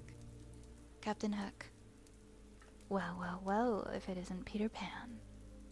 His name's not Peter. Shut it, Wendy. Evil dwarves chase the patrons from Ye Old Booteria shop, and they replace a few letters on the store window and turn it into Ye Old Hooters. The excited patrons rush back in.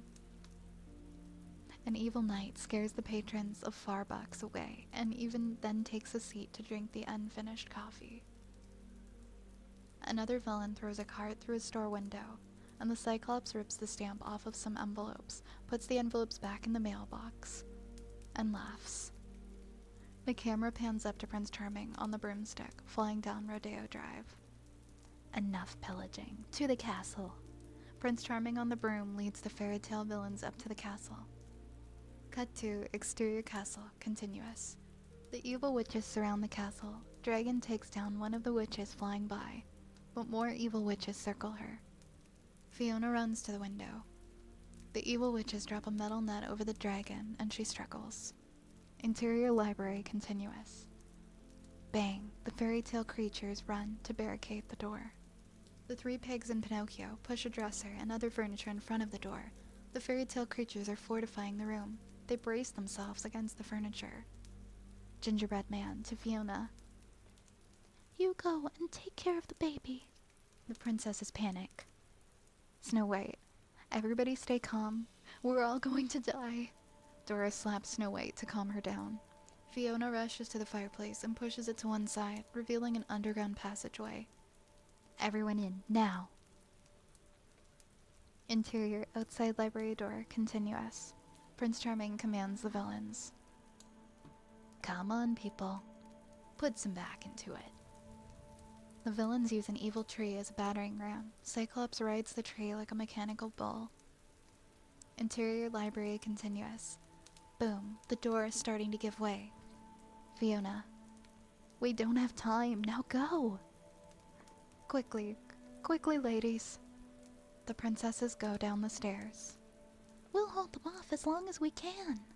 Boom, there's a loud explosion, and the door blows open. Prince Charming and the fairy tale villains enter. He spots the fairy tale creatures having a tea party.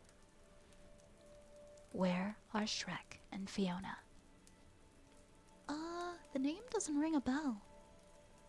Yeah, no bell. The fairy tale creatures go back to drinking their tea. I suggest you freaks cooperate with the new king of far, far away. The only thing you're ever gonna be king of is king of the stupids. Prince Charming snaps his fingers. Hook. Captain Hook approaches the gingerbread man. Avast ye cookie. He raises his hook under the gingerbread man's chin. Start talking. Gingerbread Man tries to hold strong but passes out. A montage of Gingerbread Man's life flashes before his eyes. Interior bakery day. A baker pulls some gingerbread cookies out of the oven. He puts on the gumdrop buns and the gingerbread man is born. Interior gingerbread classroom day. Gingerbread Man is attending school. Settle down now. Gingerbread Man graduates. Exterior road trip day. Gingerbread Man is driving in his car with the top down. Interior movie theater night. Gingerbread Man is making out with his girlfriend at a movie. Exterior church day. Gingerbread Man and his bride run down the aisle as man and wife. Interior Farquaad Castle day. Gingerbread Man is locked in a jail and Farquaad pulls off his legs. Interior gym day. Gingerbread Man is running on a treadmill doing his rehabilitation. Exterior wheat field day. Gingerbread Man is running through a wheat field. Cut back to interior library continuous. Gingerbread Man is still in a dream state, still singing. On a good ship, lollipop, it's sweet. Trip to the candy shop where the bonbons play on the sunny beach of Peppermint Bay. Prince Charming becomes frustrated. He turns Pinocchio's head towards him. You can't lie. So tell me, puppet, Where is Shrek? Pinocchio thinks. Well, I don't know where he's not. Prince Charming gets in Pinocchio's face. You're telling me you don't know where Shrek is? Pinocchio is still a little nervous. It wouldn't be inaccurate to assume that I couldn't exactly not say that is or isn't almost partially incorrect. Pinocchio has the upper hand. So you do know where he is? On the contrary, I'm possibly more or less not definitely rejecting the idea that in no way with any amount of uncertainty that stop it. I undeniably do or do not know where he shouldn't probably be. Captain Hook scratches his head, even though three little pigs are frustrated. If that indeed wasn't where he isn't, even if he wasn't not where I knew he was, could mean that I wouldn't completely not know where he wasn't. Gingerbread Man continues to sing his lollipop song. Pig number 1. Oh, enough. Shrek went to bring back the next heir. Oh. The pig realizes his admission and immediately covers his mouth. Pinocchio laughs nervously. He's bringing back the next heir? No. Pinocchio's nose grows. Hook, get rid of this new king. Right. But bring Shrek to me. I have something special in mind for him. He'll never fall for your tricks. Pinocchio's nose grows again. Oh boy. Exterior boat deck. Dusk. The boat cuts through the open sea. Artie smiles as he watches Worcestershire shrinking away on the horizon. I can't believe it. Me? A king? I mean, I knew I came from royalty and all, but I just figured everyone forgot about me. He looks out to sea, disbelieving. Oh no, in fact, the king asked for you personally. Artie smiles.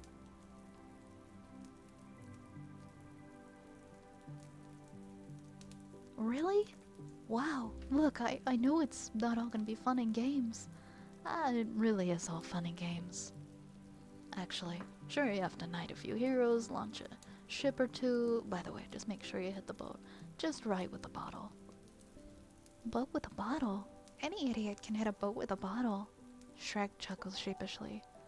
Well, I heard it's harder than it looks. Whoa, this is gonna be huge. Parties, princesses, castles, princesses. It's gonna be great, Artie. You'll be living in the lap of luxury. They got the finest chefs around waiting for you to place your order. Puss jumps up onto the railing next to Artie. Unfortunately, you'll have the royal food tasters. Oh yeah? What do? They taste the food before the king eats to make sure it's not poisoned. Poisoned? Shrek senses trouble and immediately steps in.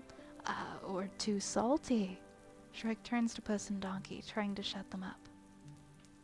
Don't worry about it. You'll be safe and sound with the help of your bodyguards. Bodyguards? All of them willing at a moment's notice to lay down their own lives out of devotion to you. Really? See, and the whole kingdom will look to you for wisdom and guidance. Behind Artie, Shrek mouths shut up to Puss and Donkey. Just make sure they don't die of famine. Or plague. Oh, plague is bad. The coughing, the groaning, the festering sores. Shrek interrupts with a mock laugh. Oh, festering sores. Hey, you are one funny kitty cat. What did I say? We don't want Artie here getting the wrong idea. Shrek motions to Artie, but he's gone, and they all look around. Artie. The boat suddenly pitches to the right, and Shrek braces himself. Puss and Donkey tumble away. Whoa! Artie swings the wheel around, sending the boat back into the direction of the school. Shrek works his way into the cabin and gains control of the wheel. The drunken ship captain slides by. Whoa, there goes my ship. There goes my hip. Artie. Shrek turns the wheel the other way. What are you doing? The boat veers again, heading back toward far, far away. Artie falls to the ground and slides to the back of the boat. A shuffleboard stick slides next to Artie and he grabs it. What does it look like? He jams it in the boat's wheel. The boat lurches. He swings the boat back in the other direction. Shrek rises up and grabs the wheel and turns it. This really isn't up to you. Artie falls underneath the wheel. He stands up, shoving the wheel back the other way. But I don't know anything about being king. You'll learn on the job. Donkey and Puss roll across the deck. Whoa! Shrek grabs the wheel and swings it around. Artie yanks the wheel and they wrestle for control. Sorry to disappoint you, but I'm going back. Back to what? Being a loser? As soon as the word leaves his lips, Shrek knows he's gone too far. Stung, Artie lets go of the wheel, leaving Shrek to yank hard on it. He pulls the steering column from the decking. Now look what you did. Look what I did? Who's holding the wheel, Chief? Donkey climbs up onto the railing. He's seasick and is about to puke when he sees jagged rocks ahead. Shrek! Shrek desperately sets the wheel back down and tries to steer the ship clear of the rocks. The camera pans past the boat. Off screen, we hear the boat crash into the rocks. Land ho!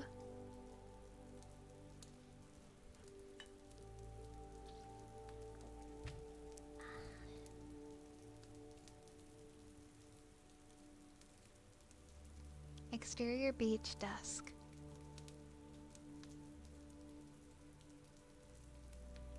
Shrek, holding Puss and Donkey, staggers onto a small beach. He glares at Artie, who pulls himself out of the surf. Shrek drops Puss and Donkey. Puss, tired of being wet, shakes himself vigorously. His fur puffs up into a fro. He drops his head in shame. How humiliating. Oh, nice going, Your Highness. Oh, so now it's Your Highness? What happened to loser, huh? Hey, if you think this is getting you out of anything, well, it isn't. We're heading back to far, far away one way or another, and you're gonna be a father. Artie raises an eyebrow. Puss and Donkey stare at Shrek uncomfortably. What? You just said father. I said king. You're going to be king. You're gonna be king. Yeah, right. Artie shakes his head and marches down the beach toward a path in the woods. Where do you think you're going? Far, far away. From you. You get back here, young man, and I mean it. Artie keeps climbing. Boss, I don't think he's coming back, and maybe it's for the best. He's not exactly king material. Shrek looks towards Artie. When were you planning on telling him that you really were supposed to be king? Oh, come on now. Why would I do that? Perhaps he'll be 10 times better at it than me. Shrek starts off after Artie, and Donkey jumps in front of Shrek. Hey, whoa, Shrek. Then you're gonna have to change your tactics if you want to get anywhere near this kid. You're right, Donkey. Shrek picks up a piece of driftwood. What about this? Donkey shakes his head in disgust. Shrek! Shrek tosses the log. Oh, come on, it's just a joke. Still. Shrek walks off, trying to catch up to Artie. Artie marches up a mountain trail. Shrek thinks for a moment and tries a different tactic with the kid. He catches up to Artie. Listen, Artie. Artie looks back over his shoulder. He sees Shrek and just keeps going. If you think this whole mad scene ain't dope, I feel you, dude. I mean, I'm not trying to get up in your grill or raise your roof or whatever, but what I am screaming is, yo, check out this kazing, bazaby. Puss and Donkey glance at each other. Artie notices a cottage in the distance and heads towards it. I mean, if it doesn't groove, or what I'm saying ain't straight tripping, just say, "Oh no, you didn't," you know, like you're getting on my last nerve. and then I'll know what it's and then I'll know it's whack.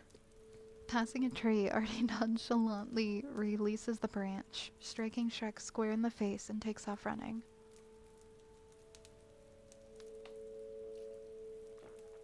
Exterior Merlin's camp.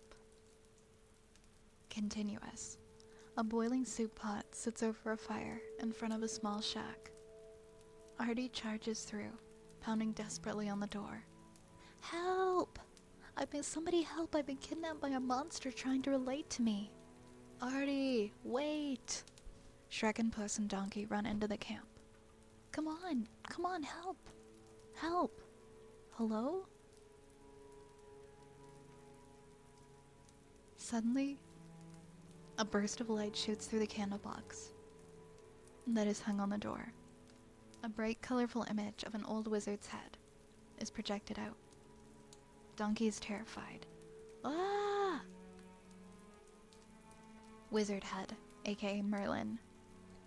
Greetings, cosmic children of my universe, and welcome to my Serenity Circle. Shrek watches. Please leave any bad vibes outside the healing vortex, and now prepare. With a zzz and a bloop, the image disappears. The door opens and a tiny old man, Merlin, comes out. I knew I should have gotten that warranty. Merlin smashes the security device with his little fist and is promptly zapped in the head. Ah! Ow, ow, ow, ow, ow. Mr. Merlin? You know this guy? Yeah, he was the school's magic teacher until he had his nervous breakdown. Technically, I was merely a victim of a level 3 fatigue, and at the request of my therapist and the school authorities, I have retired to the tranquility of nature to discover my divine purpose. Merlin smacks a fly that has landed on his head. Shrek and Artie stare in astonishment. Now can I interest anyone in a snack or beverage? No. Merlin offers up a baking dish full of rocks. So you don't want to try my famous rock au gratin? Merlin takes a bite and chews loudly. His gums are bleeding from eating rocks. It's organic. They both stare at him uncomfortably. Oh, thanks, I just ate a boulder on the way in. What we need are directions back to far, far away. What's with the we? Who said I was going with you? Oh, I did. Because there's a lot of people counting on you, so don't even try and weasel out of it. If it's such a great job, then why don't you do it? Understand this, kid. It's no more Mr. Nice Guy from here on out. Oh, so that was your Mr. Nice Guy? I know, and I'm gonna miss him. You know what? Why don't you go terrorize a village and leave me alone? Oh, is this some kind of crack about ogres? You get your Royal Highness to far, far away before I kick it there. Why are you following me? No, which way am I kicking? Oh, I could tell you, but since you're in the midst of self-destructive rage spiral, it would be karmically irresponsible. Following me? Self-destructive rage. Look, are you gonna help us or not? Oh, most definitely. But only after you take the journey to your soul. Yeah, I don't think so. Look, pal, it's either that or some primal scream therapy. Ah! Shrek grabs Merlin's mouth and closes it. Alright, alright. Journey to the soul. Exterior Merlin's camp later. A fire blazes. Merlin throws a handful of dirt into the fire and it flares. Now, all of you, look into the fire of truth and tell me what you see. He points into the smoke and it starts to form objects. Puss and Donkey, excited, sit by the fire. Ooh, charades. Okay, I see a Dutch fudge tort with cinnamon swirls. Okay, monster, go for it. Shrek glances at the fire. The stroller from his nightmare begins to take shape in the smoke. He blows the image away. He covers his fear and changes the subject. I see a rainbow pony. Excellent work. Now, the boy. This is lame.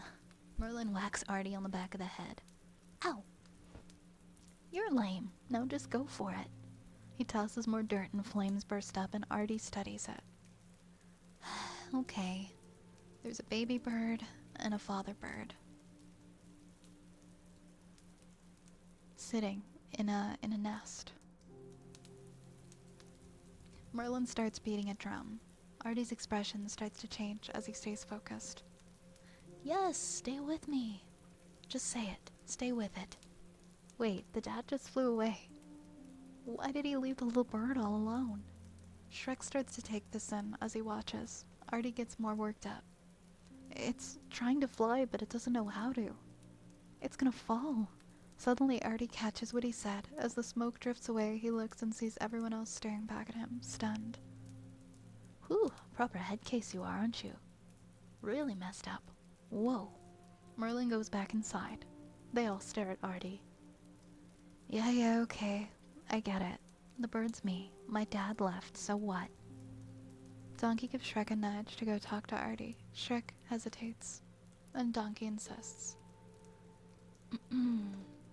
Look, Artie, just as he's about to get going, That's What Friends Are For starts playing from Merlin's security device, drowning out any conversation. They all turn toward the shack, where Merlin peeks out. I just thought I might help set the mood, for your big heart-to-heart chat. Everyone stares at him. He sheepishly turns off the device and shuts the door. It's quiet again. I know what it's like to not feel ready for something. Artie looks at him. Even ogres get scared. Once in a while. I know you want me to be king, but I can't. I'm not cut out for it, and I never will be, alright? Shrek takes this in. Even my own dad knew I wasn't worth the trouble. He dumped me at that school the first chance he got, and I never heard from him again. My dad really wasn't the fatherly type either. Well, I doubt he was worse than mine. Oh yeah? My father was an ogre, and he tried to eat me. Arnie looks at Shrek. No, I guess I should have seen it. I should have seen it coming. He used to give me a bath in barbecue sauce and put me to bed with an apple in my mouth. Artie chuckles at this. Okay, I guess that's pretty bad. Artie laughs and then pokes at the fire. It might be hard to believe that with my obvious charm and good looks, but people used to think that I was a monster, and for a long time I believed them. Artie looks up at Shrek. But after a while, you learn to ignore the names that people call you and just trust who you are. Artie gently pokes at the embers with a stick for a moment. You're okay, Shrek. He tosses the stick into the fire. You just need to do a little less yelling and a little more soap. Thanks, Artie. The soap's because you stink. Really bad. Yeah. I got that. The camera slowly booms up and away from the group as the fire continues to burn. Hey, Clip Commander. Yeah, I'm reading Shrek the Third right now. Hey, Worf, welcome on in. Ooh. We're about like 2/3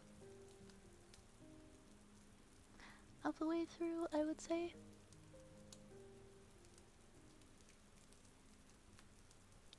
Ish?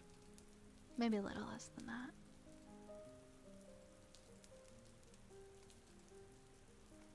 Interior, sewer catacombs, continuous. The princesses, Fiona and the Queen, are surrounded by darkness as they tiptoe down the steps and into the catacombs, below the castle. They round a corner and step onto a ledge with Fiona leading the way, holding a torch. Cinderella.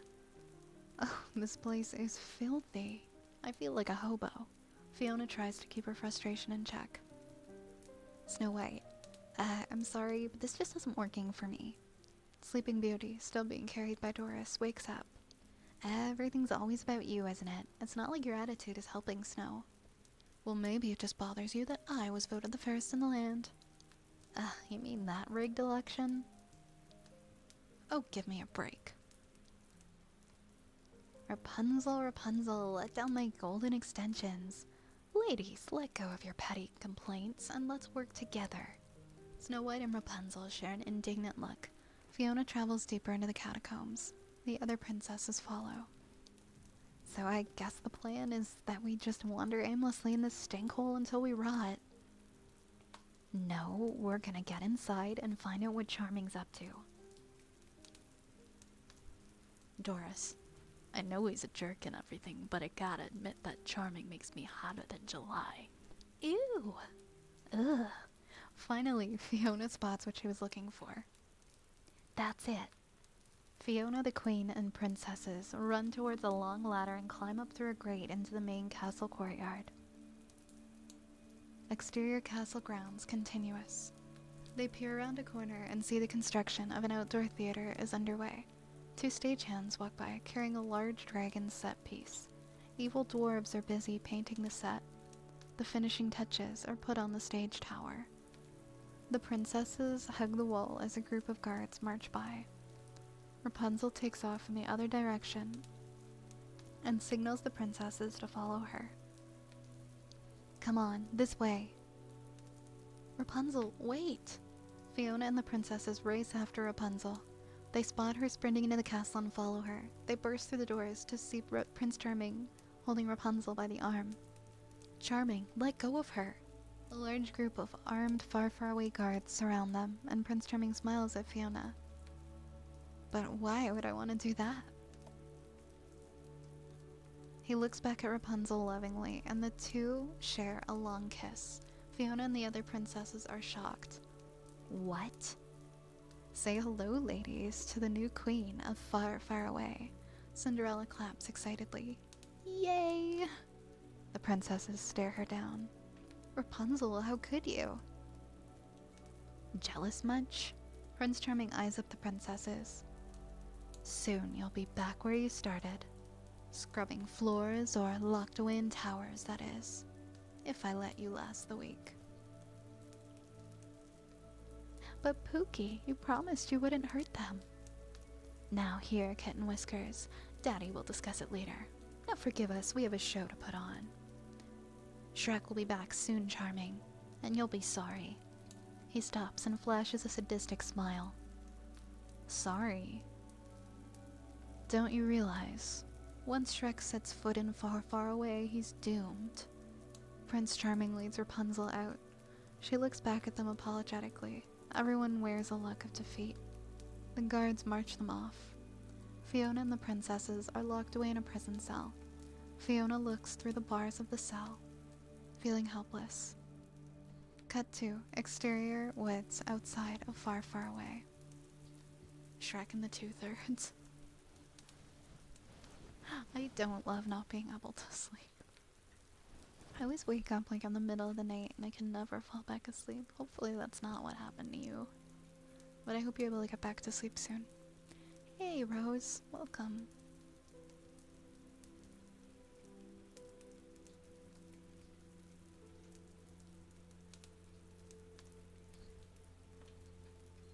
Shrek startles awake. He sits up and scratches his head looking around. He realizes it's morning. Behind him, a peaceful bird lands on a tree branch. Suddenly, the tree branch that was holding the bird flicks it off. Shrek senses the movement behind him and turns around to find that everything's normal. He turns back around to wake up everyone. The trees start to advance towards Shrek. The log Artie is sleeping on suddenly sits up, knocking Artie, who is asleep, to the ground. Ow! The tree turns around to reveal an evil tree. Donkey finally wakes up. Ah! The evil trees continue to advance. A piano is heard. The trees part and Hook is revealed to be playing the piano.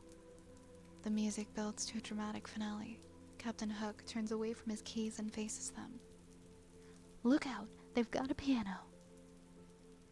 Kill them all. Except the fat one. He stares hard at Shrek and aims his hooked prosthetic. King Charming has something special in mind for you, Ogre. Shrek is perplexed. King Charming? Attack! Pirates charge forward, swinging in from tree branches. Arrgh! One lands and gets his peg leg stuck in the ground. The pirates close in. Shrek grabs one and throws him to the side. One pirate raises his sword and prepares to swing at Artie. Artie, duck! Shrek pushes Artie's head down and the sword narrowly misses him. The pirate prepares to swing again and Shrek lifts Artie above his head. Still in the air, Artie uses both legs to kick the pirate to the ground. Shrek and Artie share a satisfied look. A pirate charges Donkey. Wah! Puss draws his sword and begins fighting off the pirate, protecting Donkey. The camera pans across the back of the piano to reveal Merlin happily playing along with Captain Hook. He notices and rudely elbows Merlin out of the way. A pirate runs at Shrek, only to be tripped by Artie. The pirate bounces off of Shrek's belly. Ready the plank. A wooden board is thrown on a stump, creating a makeshift plank. The pirates back Shrek onto it. Several pirates with swords force Shrek onto the plank. He is backed up to the edge of the plank and falls into a waiting treasure chest below. Several pirates try to shut the lid on him.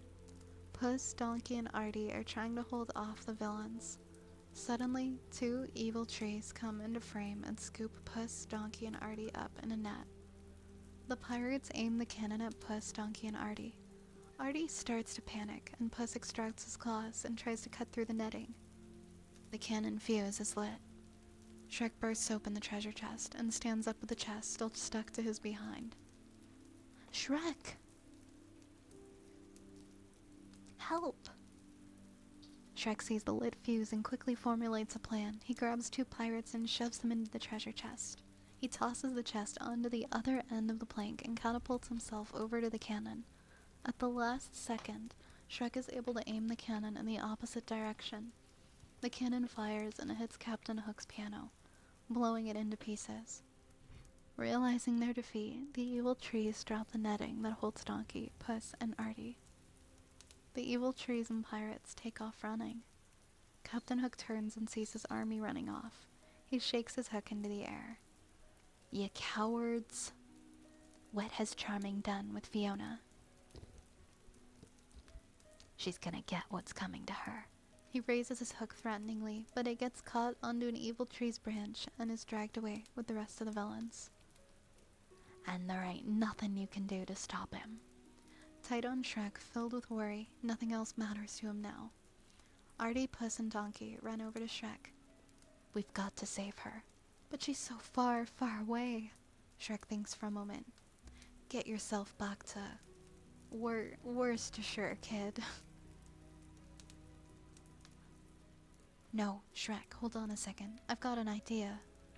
Merlin is sitting cross-legged, deep in meditation. Artie approaches him. "I'm a buzzing bee. Buzz, buzz, buzz." "Mr. Merlin, they need a spell to get them. I mean, us, back to far, far away."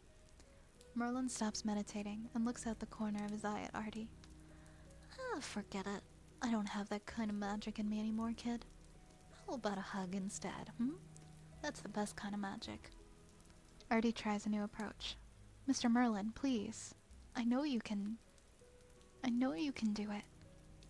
"I said forget it." But..." Merlin turns and starts to walk away, muttering under his breath. "Mumble, grumble, interrupt my healing." Artie thinks for a moment, staring at Merlin. Artie starts to sob. Merlin stops and turns around. "Oh, what's with you?"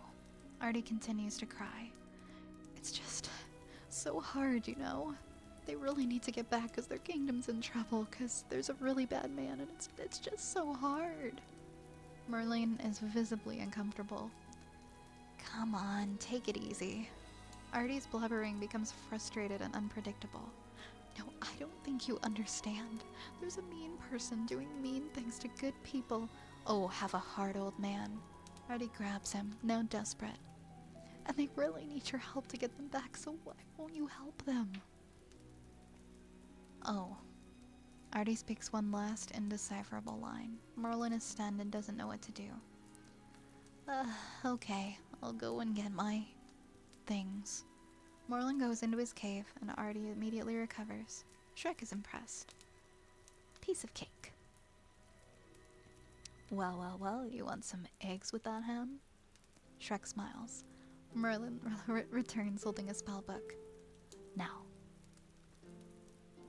I am a little rusty, so there could be some side effects. Side effects? Don't worry. Whatever it is, it's no matter how excruciatingly painful it might be, it'll wear off eventually. I think. Merlin cracks his knuckles. A bolt of lightning shoots out of his hands and blows up a rock next to Donkey. Ah! Oops. Donkey and Puss shoot Shrek a pleading look. Are you sure this is a good idea? Look, if Artie trusts him, that's good enough for me. Even if his robe doesn't quite cover his Alacratius expeditious, a zoomy zoom. Let's help our friends get back, soon. Magic rays shoot out of Merlin's fingers. Shrek, Puss, Donkey, and Artie disappear in a puff of smoke. Whoa, it worked!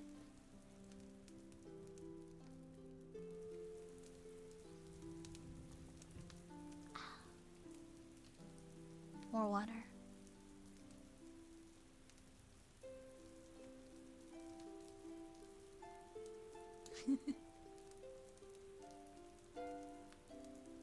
Exterior, somewhere in the woods, continuous.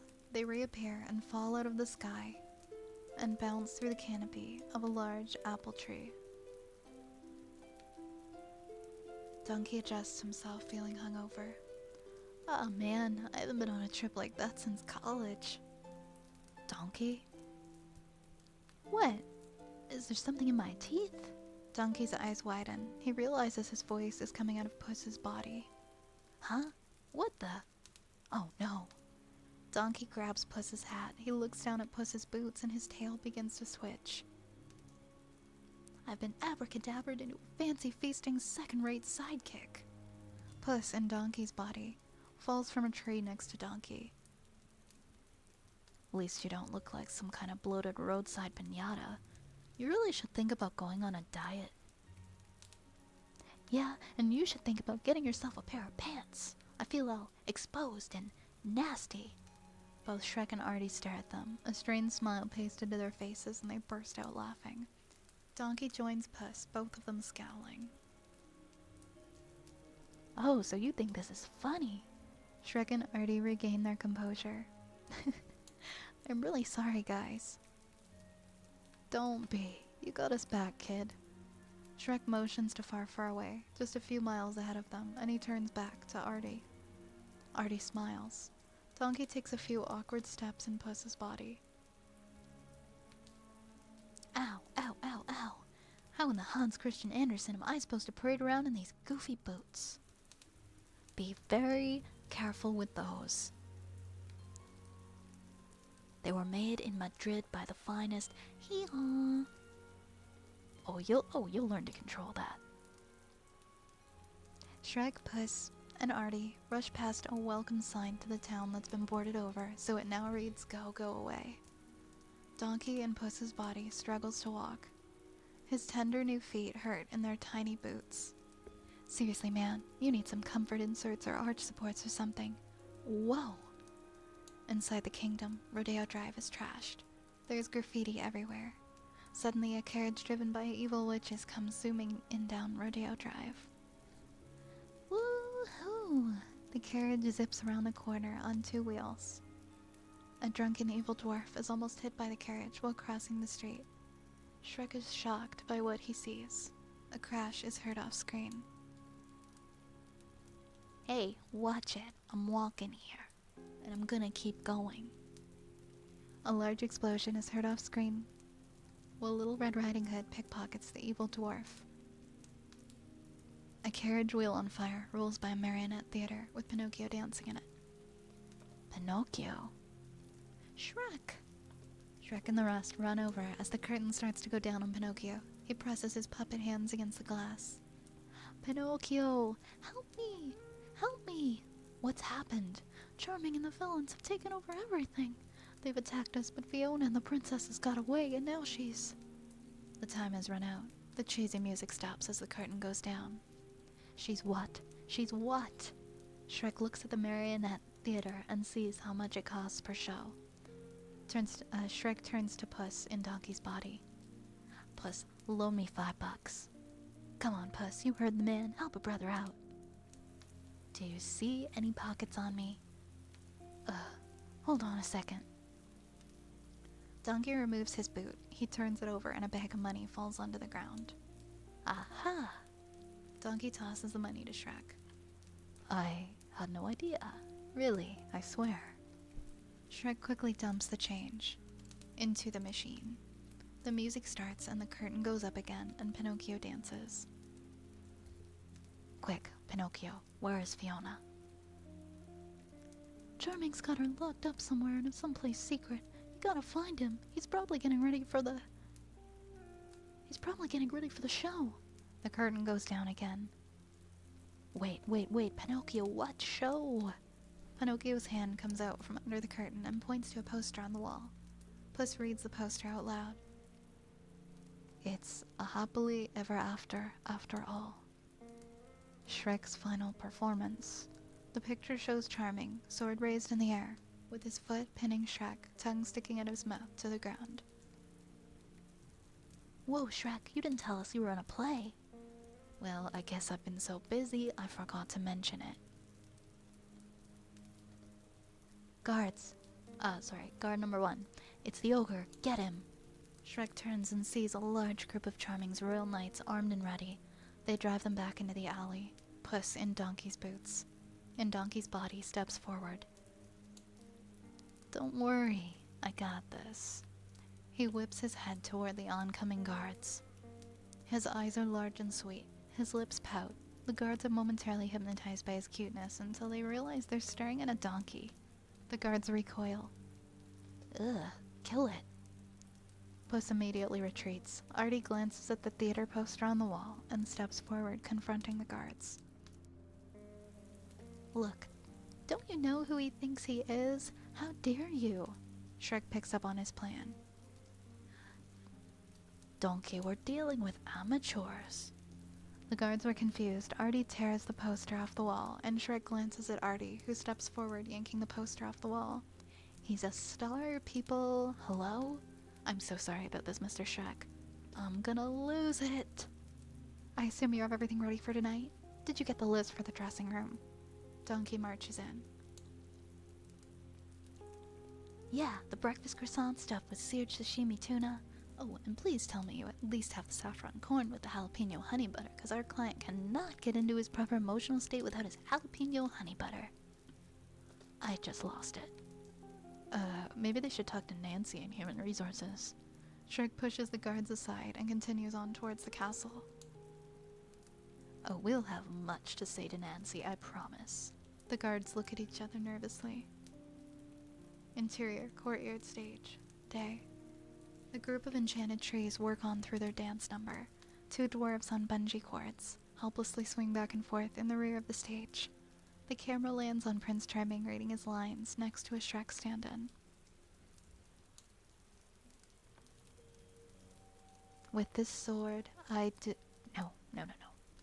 With this sword, I do smote thee. Without looking, Prince Charming stabs the stand-in, who falls to the ground. Is that the right word? Smote? Smote. Is that even a word, actually? Maybe I should just smite him.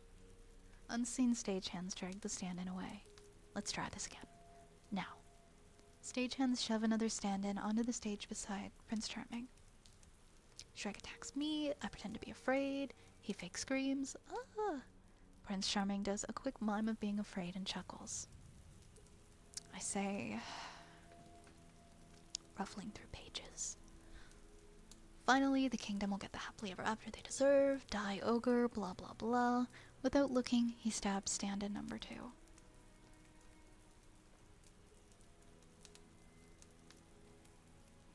He falls to the ground. Prince Charming's still frustrated. Oh, it just doesn't feel real enough yet. He throws the sword to the ground and turns toward the dancing villains who are staring at him.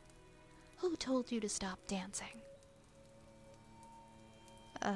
Wink and turn, wink and turn. He throws the script on the ground and notices the stand-in. What are you lying around for? Get up, honestly. Prince Charming storms off.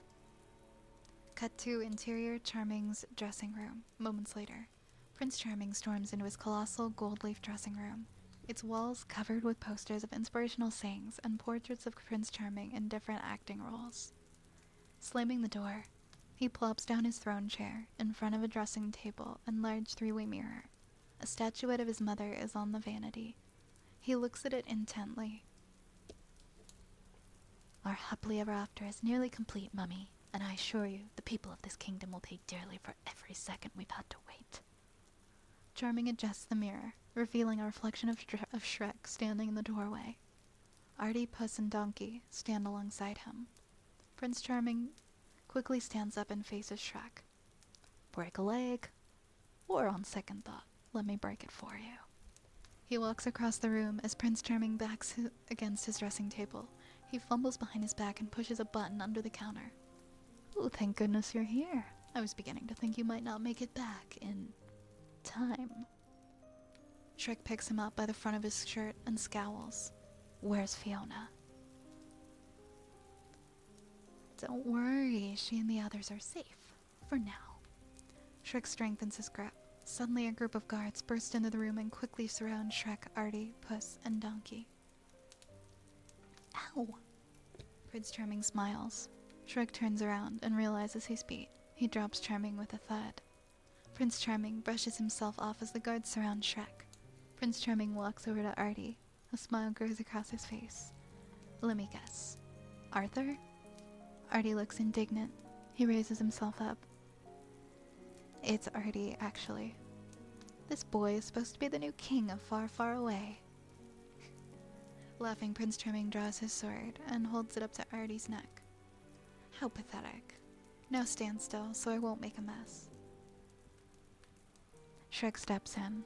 Charming, stop. I'm here now. You got what you wanted. This isn't about him. Artie is confused. Then who's it about? I'm supposed to be king, right? Shrek hesitates and gathers himself. You weren't really next in line for the throne, okay? I was. But you said that the king asked for me personally.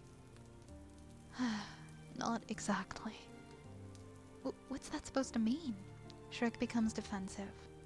Look, I said whatever I had to say, alright? I wasn't right for the job, I just needed some fool to replace me. And you fit the bill, so just go. Artie is stunned. You were playing me the whole time. Shrek fights back tears as he punishes Artie more. You catch on real fast, kid. Maybe you're not as big of a loser as I thought. Puss in Donkey's body is about to interject when Donkey covers his mouth and signals him to stay quiet. You know, for a minute there, I actually thought you... What? That he cared about you? What did you expect? He's an ogre. Prince Charming signals the guards to release Artie. He stares at Shrek one last time and heads out. You really do have a way with children, Shrek. Prince Charming smiles and the guards lead Shrek off. Interior hallway outside of Charming's dressing room. Shrek is led by the guards down by the hallway. Exterior castle gate. The scene cross dissolves into Artie's back as he walks away from the castle. He gives one last look back and angrily storms away. Interior dungeon. Shrek's ankles and wrists are shackled. Shrek pulls on his chains and he sadly looks out the cell window. Interior prison. The scene cross dissolves to another prison window. Fiona comes to the window of her prison cell. She stares sorrowfully at the castle in the distance. Interior, far, far away prison cell day. All of the princesses, the queen and Fiona, are locked in the same prison cell. Cinderella is frantically scrubbing a spot on the floor to a shine. Fiona looks out to the cell window toward the castle in the distance, and behind her, Snow White paces around, complaining. Had we just stayed put like I suggested, we could be sipping tea out of little heart-shaped cups. Yeah, heart-shaped cups. eating crumpets smothered with loganberries. Yeah, loganberries. Shut up, Cindy. Yeah, shut up. Cinderella looks at her reflection on the floor. No, you shut up. Just stay out of this. Who cares who's running the kingdom anyway? I care. Fiona steps forward and challenges them. And you all should care too. Suddenly, the cell door flies open. Donkey and Puss are tossed in as the doors slam behind them. Hey, hey, hey. Yeah, and I have your badge number. Tin can. Puss in Donkey's body hisses and arches his back like a cat. Donkey? Princess? Puss? Lo siento, princesa, but I am Puss, stuck here inside of this hideous body. And I'm me. But you're... I know. Everything's a little fruity in the loops right now, but what happened is we went to high school and the boat crashed and we got in the bippity-boppity booped by the magic man. Oh, you poor sweet things. I don't get it. The cat turned into a little horse that smells like feet. What's to get? Sleeping Beauty wakes up. Huh? Who dat? Where's Shrek? Charming's got him, princess. And he plans on killing Shrek tonight in front of the whole kingdom. Fiona lets out a breath. Alright, everyone, we need to find a way out now. The princesses nod in agreement. You're right. Ladies, assume the position. Sleeping Beauty falls asleep standing up. Snow White quickly assumes her position by laying down and puckering her lips. Cinderella dusts off a spot, sits down, and crosses her legs. What are you doing? Waiting to be rescued? You've got to be kidding me. Well, what did you expect us to do? We're just three super hot princesses, 2 circus freaks, a pregnant ogre, and an old lady. The queen smiles and then casually walks by the princesses. Excuse me. Old lady coming through. She walks right up to the brick wall, takes a deep breath and lets out a yell. Hi-ya! She headbutts a hole right through the brick wall. Fiona and the princesses are impressed.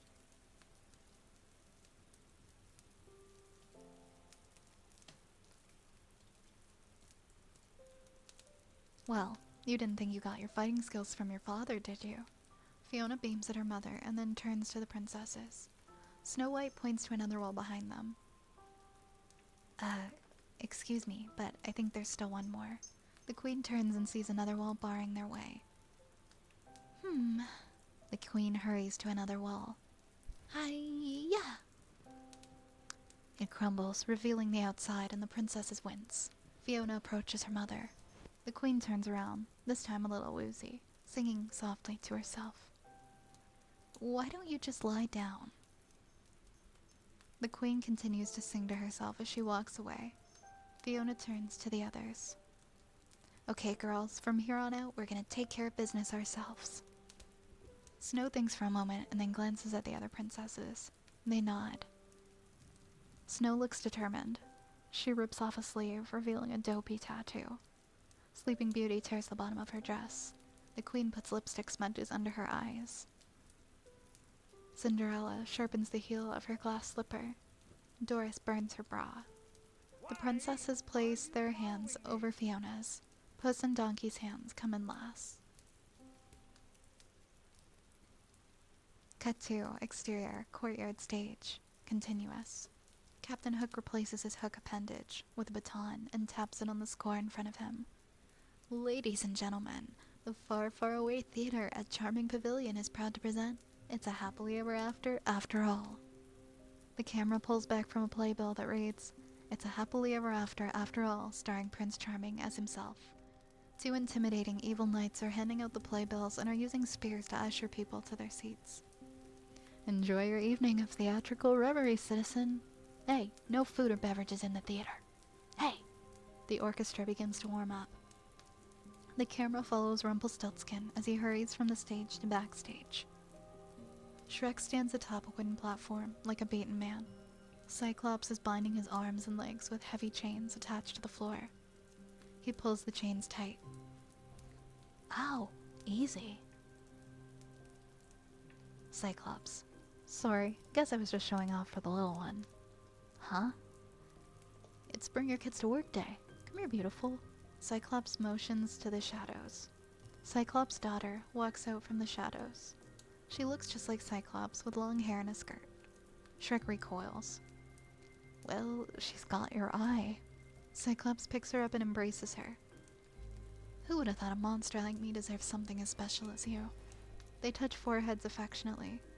Shrek looks at the two of them and he gets a determined look on his face. Exterior castle gardens. The camera booms down onto some trees, just outside of the castle. Fiona and the princesses appear behind a log.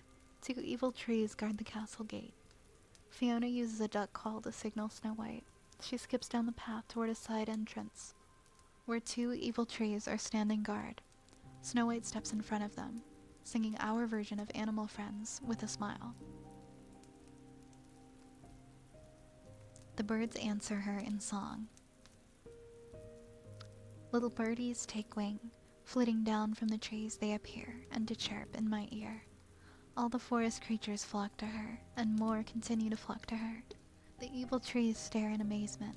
Suddenly Snow White's face changes. She transitions into Led Zeppelin's Immigrant Song. All the animals turn and attack the trees. Fiona and the princesses charge forward. Move it. Go, go, go. Exterior far, far away zoo. Continuous. Donkey and Puss run through front gates of the far, far away zoo. The donkeys are held captive in the zoo. Donkey busts open their cage. My babies! The donkeys fly over to Puss and hug him. Help! Ow! Hey! Cut to exterior castle gardens. The princesses run toward the castle. Doris punches through the lock to open the gates. As they enter the castle grounds, a group of guards runs toward them. Cinderella takes out a couple of them with her boomerang crystal slipper. Sleeping Beauty falls to the ground, asleep.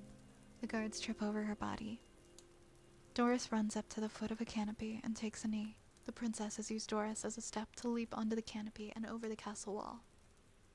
Exterior Rodeo Drive. Donkey and Puss, in each other's bodies still, break Pinocchio out of his marionette theater. Exterior bakery. Moments later. Gingerbread Man is locked inside a bakery display case. Donkey and Puss arrive. Donkey awkwardly tries to cut the glass open with his claws. Puss intervenes, quickly bashing a hoof through the glass. They pull Gingerbread Man out of the case. Exterior castle rooftop. Fiona leads the princesses and queens as they stealthily creep along the rooftop. Fiona peers around a corner and sees two guards blocking their path. She gets an idea. The guards turn around to find a leg sticking out. They ooh and ah as they approach the leg. The camera pans up to reveal Doris. Hey, how's it going? She kicks the guards to the ground, and they take off running. Cut to exterior far, far away castle. Later. Donkey and Puss still in each other's bodies, and the rescued fairy tale creatures run toward the castle. Donkey and Puss peek out from behind a bush. O to the K. Coast has cleared. Donkey turns to address the fairy tale creatures behind him. Alright, people, let's do this thing. Go Team Dynamite. I thought we would agree that we would all go by the name of Team Super Cool. As I recall, it was Team Awesome. I voted for Team Alpha Wolf Squadron. Alright. From henceforth, we're to be known as Team Alpha Super Cool Awesome Dynamite Wolf Squadron. The three pigs notice something. There's some strange little girl over there staring at us. Donkey in Puss's boots body turns to look. Artie is staring at the strange crew. Artie! Artie turns and walks away. Puss in Donkey's body runs to stop him. Wait. Hey, where's the fire, senor? Artie pushes Puss out of the way. Oh, please don't act so innocent. We both knew what was going on the whole time and you kept it to yourself. Artie turns to storm away. Artie, it's not like it seems. It's not? I think it seems pretty clear he was using me, and that's all there is to it. Artie starts to walk off. Using you, man? You really don't get it. Shrek only said those things to protect you. This stops Artie in his tracks. Charming was going to kill you, Artie. Shrek saved your life. Artie realizes the truth and is suddenly concerned for his friend. Cut to a courtyard stage. The lights dim. The curtain rises. Rumpelstiltskin orders for the spotlight. Cue the spot. The spotlight comes up on Rapunzel, singing in a tower while the fairy tale villains play their roles below. I wait alone up here. I'm trapped another day. Locked up here. Please set me free. My new life I almost see. A castle, you and me. Yes, a castle, you and me. Audience members look at each other in confusion. Is this crap for real? Raoul, the makeup artist, cries in the audience. From the audience, a knight holds up a candle. Up in the rafters, Rumpelstiltskin cues the cherubs. Cherubs? The evil dwarves are lowered onto the stage by a rope and a pulley system. A spotlight appears on the stage. From underneath the stage, a clamshell rises and opens to reveal Prince Charming on horseback. 'Tis I, 'tis I, 'tis I. Upon my regal steed, princess my love, at last you shall be freed. The cherubs drop rose petals onto Prince Charming and the clamshell. Prince Charming and his steed Chauncey jump out of the clamshell. I am strong and brave, and dashing my way there, with speed, with might, with soft and bouncy hair. Prince Charming begins to make his way over to the tower. Through blistering desert, Prince Charming chops the head off of the flying griffin puppet. Prince Charming dismounts, casually chops the head off of the sea serpent, and crosses the sea. Across the stormiest sea. He makes his way to dry land. He weaves in and out of the evil trees who are playing the part of a forest, facing a creature so vile. He casually cuts the head off of a wood-cut-out reindeer and shoves a villain in a bear costume out of the way. So you can gaze upon me. Prince Charming has made his way up the stairs to the bottom of Rapunzel's tower. I knew you'd come for me, and now we finally meet. Prince Charming, I knew you'd wait, and from my plate of love you'll eat.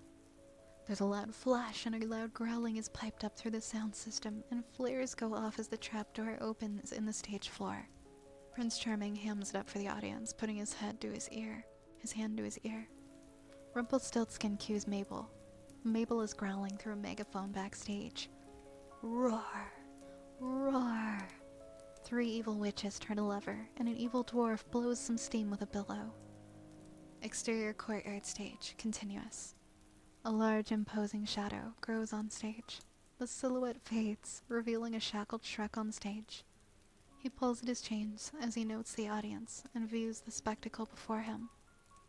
A crowd of fans with Shrek written on their stomachs cheer. One of the fans is hit with an arrow, and they promptly sit down. Prince Charming, singing, Who is this terribly ugly fiend who so rudely intervened? Pirates and evil knights dance in front of the wings. Will Charming fight, or will he flee? Oh, please, please rescue me from this monstrosity. Prince Charming takes a dramatic pause and sings in an ultra-high voice of a castrato. Fear thee not, honey lamb, I will slice this thing up like a ham. Oh boy. Prince Charming relishes the moment, pulling out his sword and aiming it at Shrek's chest. Prince Charming's voice climbs even higher. You are about to enter a world of pain which you are not familiar. He holds the last, highest note, and Shrek winces. Goblets, eyeglasses, a glass tiara, and glass pearls all break in the audience. Prince Charming smiles. Shrek looks at him with contempt. Well, it can't be any more painful than the lousy performance you're giving. The audience laughs at Shrek's remark. Prince Charming is thrown by their reaction. From a trapdoor underneath the stage, Rumpelstiltskin tries to help out Prince Charming by feeding him his next line. Prepare, foul beast. He clears his throat to try to get into character. Prepare, foul beast. Your time is done. Oh, and if you don't mind, could you kill me and then sing? The audience laughs. Prince Charming gets in Shrek's face. Be quiet. Oh, come on. I'm just having fun with ya. That's actually a very nice leotard. Oh. Thank you. Now do they come in men's sizes? The audience laughs again. Captain Hook. Hee hee. Now that'd be funny. The crowd laughs again. Shrek smiles, enjoying how he's screwing up the show. Prince Charming is furious. Enough. The crowd falls silent, and Prince Charming turns back to Shrek. Now you'll finally know what it's like to have everything you've ever worked for, everything that's precious to you, taken away.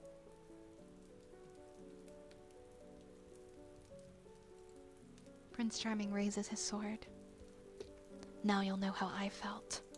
Suddenly a fireball hits the blade, melting it. Ah! Another huge fireball spreads across the sky as Dragon flies above the theater. The Dronkies follow behind her. Roar! The three pigs come running down the aisle. Sausage roll! The three pigs leap onto the stage, going into a drop and roll move to land in between Shrek and Prince Charming. They strike a fighting pose. Pinocchio comes flying in on his strings, landing with a flurry of kung fu hands. The wolf unzips the wolf costume, steps out, and joins the others. Gingerbread Man pops up in the tower window, grabs Rapunzel's hair, and swings down. Before he hits the ground, the end catches, and he bounces like a bungee jumper. Her hair falls into a pile next to a very surprised Gingerbread Man. Rapunzel screams, her mousy brown hair crammed under a hairnet. She runs off, crying. Prince Charming looks around, almost surrounded. Suddenly a shadow falls over the crowd and they gasp. Dragon and the Dronkies fly in and land on the stage. Puss and Donkey leap off of her back onto the stage. Pray for mercy from Puss and Donkey. He carves the letter D onto Pinocchio's bottom. Hey! The Queen headbutts through one of the backdrops with Sleeping Beauty and Taurus. Snow White flies in behind them with the help of her woodland creatures. Cinderella runs on stage equipped with a mop as her weapon, and together the princesses strike fierce poses and stand next to Shrek. The audience applauds. Suddenly the front door of the swamp house set crashes to the floor, revealing Fiona. Hi, honey. Sorry we're late. Are you okay? Much better now that you're here. The audience. Aww. The audience applauds. Shrek turns to Prince Charming, raising his shackled wrists. So Charming, you want to let me out of these so we can settle this ogre to man? Prince Charming considers this for a second. Ooh, that sounds fun, but I have a better idea. Prince Charming strikes an imperious pose and claps his hands. The Cyclops suddenly emerges from the trapdoor. Knocking Puss and Donkey down, he approaches them menacingly. The witches fly in and threaten the princesses with their brooms. The evil queen rises up behind the queen and puts a knife to her throat. The evil dwarves grab the three pigs. Gingerbread Man is suddenly surrounded by many evil knights. He poops out a gumball. Dragon starts to move forward, only to find herself surrounded by crossbows. A bunch of pirates grab Fiona. Fiona! No, let go of me! Shrek struggles to free himself of the chains, but it's no use. You will not ruin things this time, ogre. Kill it. Prince Charming signals to the villains to attack Shrek. As the villains advance towards Shrek, a spotlight shines on their eyes, stopping them in their track. Everybody stop. Oh? What is it now?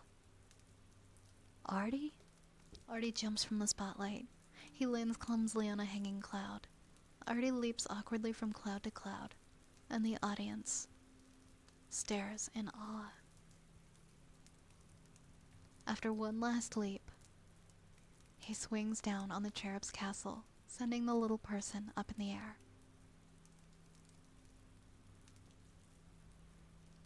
Artie lands on the stage in between the villains and Shrek.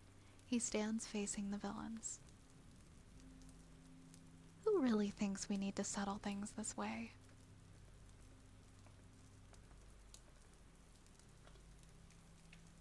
The evil knights think about it and raise their hands. The other villains follow suit. You're telling me you just want to be villains your whole lives? This gives the villains pause. But we're villains. It's the only thing we know. Didn't you ever wish you could be something else? The villains aren't convinced. Well, it's easy for you to say. You're not some evil enchanted tree. You morons, don't listen to him. Another evil tree covers Prince Charming's mouth and then motions to Artie. What Steve's trying to say here is that it's hard to come by honest work when the whole world's against you. Right, thanks, Ed. Okay, fair enough. You're right. I'm not a talking tree. But you know, a good friend of mine once told me that just because people treat you like a villain or an ogre, Artie shares a look with Shrek, or just some loser, it doesn't mean you are one. The evil tree tightens his grip as Prince Charming struggles to break free. The thing that matters the most is what you think of yourself, Artie commands the stage. If there's something you really want, or there's someone you really want to be, then the only person standing in your way is you. Artie points at Rumpelstiltskin, directly in front of him. Rumpelstiltskin is alarmed. Me? No, no, no. What I mean is, each one of you is standing in your own way. Oh. The headless horseman breaks through the crowd. I've always wanted to play the flute. The evil queen says, I'd like to open up a spa in France. The villains nod in agreement. Captain Hook says, I grow daffodils. Complete silence as everyone stares at Hook. And they're beautiful. Captain Hook looks thoughtfully at his sword and then throws it down. The pirates throw theirs down, followed by the witches and the evil knights. The evil knight holding Pinocchio is thinking about it when Pinocchio reaches over and takes the axe from him. The weapons pile up in the middle of the stage. Everyone else cheers and starts to mingle, introducing themselves and shaking hands. Gingerbread Man high-fives with an evil knight. Fiona is untied. Maple walks up to Doris and lightly punches her on the jaw. Doris returns the sign of affection by punching Mabel in the jaw, but a bit too hard and sending her falling into the ground. Suddenly, Prince Charming kicks himself free of the evil tree and charges them. He grabs the sword from the discard pile and raises it up, his aim set at Artie. Ah! Despite his fear, Artie faces Prince Charming bravely. As Prince Charming charges, Shrek finds the strength to break his chains. Just before Prince Charming strikes, a chain whips into the frame. Wrapping around the sword, Shrek pulls Prince Charming around in a circle, away from Artie. Furious, he charges Shrek and stabs him with the sword. Charming lets go, and Shrek stumbles back with the weapon impaled in him and falls onto the floor, groaning. Prince Charming beams and laughs. He turns to the audience. A new era finally begins. The audience cowers. Shrek looks up smiling and nods at Fiona and Artie. Now all of you, bow before your king. Shrek casually rises behind him and clears his throat. Ahem. Charming turns around. Shrek lifts his arm, revealing that he was never really stabbed. You need to work on your aim. Charming is stunned. This was supposed to be my happily ever after. Prince Charming is paralyzed. Shrek drops the sword and grabs him by the t-shirt front, lifting him off of his feet. He winces, but is still defiant. Well, I guess you have to keep looking. Shrek looks at Fiona and his friends and smiles. 'Cause I'm not giving up mine. Shrek sets Prince Charming down and signals Dragon. She casually tips the tower over with her tail. A shadow falls over Prince Charming. He turns and sees the tower falling toward him, his body perfectly framed up in the princess's window. Prince Charming. Mommy? It crashes down and he's trapped inside. As the dust clears, the crown rolls across the stage. Artie stops it with his foot and slowly picks it up. It's yours if you want it, you know. But this time it's your choice. Artie considers it. He looks at Shrek, who's smiling proudly at him. Artie turns to the audience and holds out the crown to them, and they cheer him. Artie places the crown on his head, and the crowd goes nuts. In the audience, Raoul sobs with joy. Artie, Artie, Artie.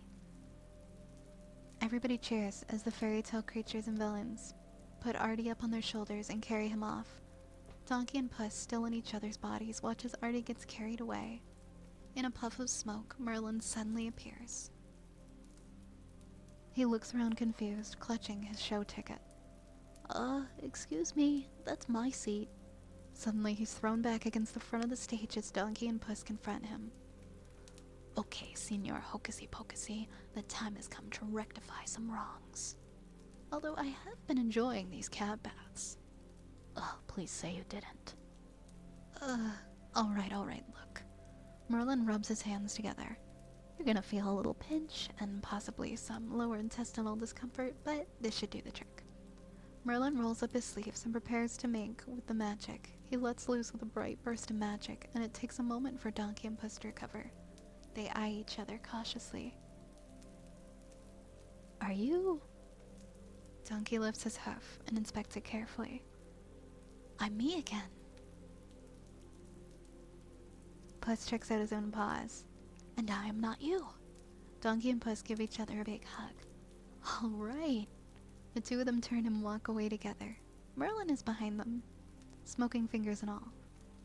Suddenly, his eyes grow wide. Oops. Never mind. We see that Donkey still has Puss's tail, and Puss has Donkey's. Merlin slips away. Shrek and Fiona watch Artie in the distance.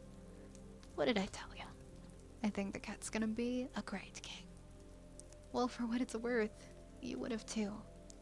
Shrek smiles and touches Fiona's belly. I have something much more important in mind. They kiss. The camera pulls back to see everyone celebrating around Shrek and Fiona as they kiss. Dissolve to exterior swamp house morning. A wide shot of a sunny morning in the swamp. Interior swamp house continuous. Shrek grabs a gourd bottle and creates an ogre shake out of slug juice, eyeballs, and worms. He walks over to join Fiona by the fire. Finally. Shrek gives Fiona the gourd bottle as she places a nipple on it, and two ogre babies crawl up onto Fiona's lap. A third ogre baby appears at Shrek's feet. He bends down to pick him up. One big happy family of 5, Shrek laughs and gives the babies and Fiona a hug. The front door opens to reveal Puss and Donkey. Hey, I smell Shrek Jr. The donkeys come swarming in behind Donkey. Dragon peers in through the door. Shrek with a safety pin in his mouth is doing his best at changing diapers. He twists the diaper around and the baby goes flying off screen and lands in a diaper that Fiona's holding. She smiles at Shrek. The swamp house is overrun with donkeys, ogre babies, and dirty diapers.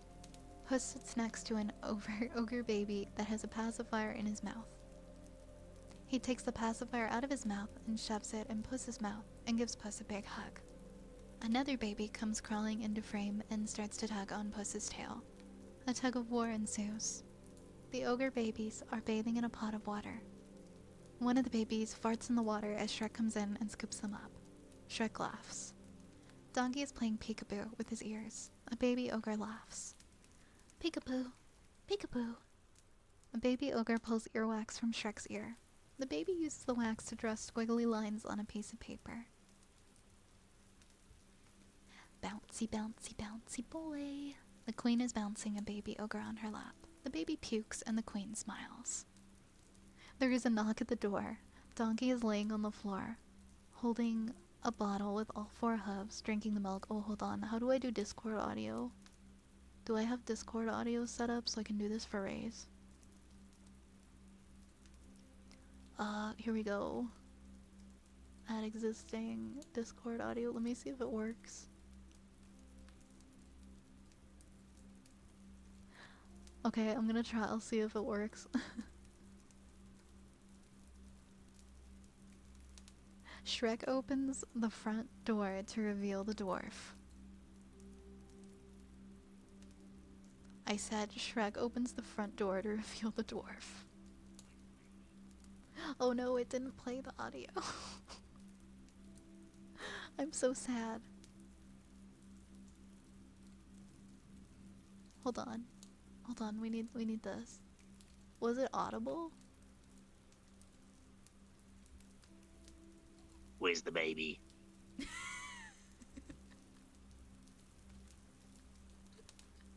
Shrek puts a bottle into the dwarf's mouth and slams the door.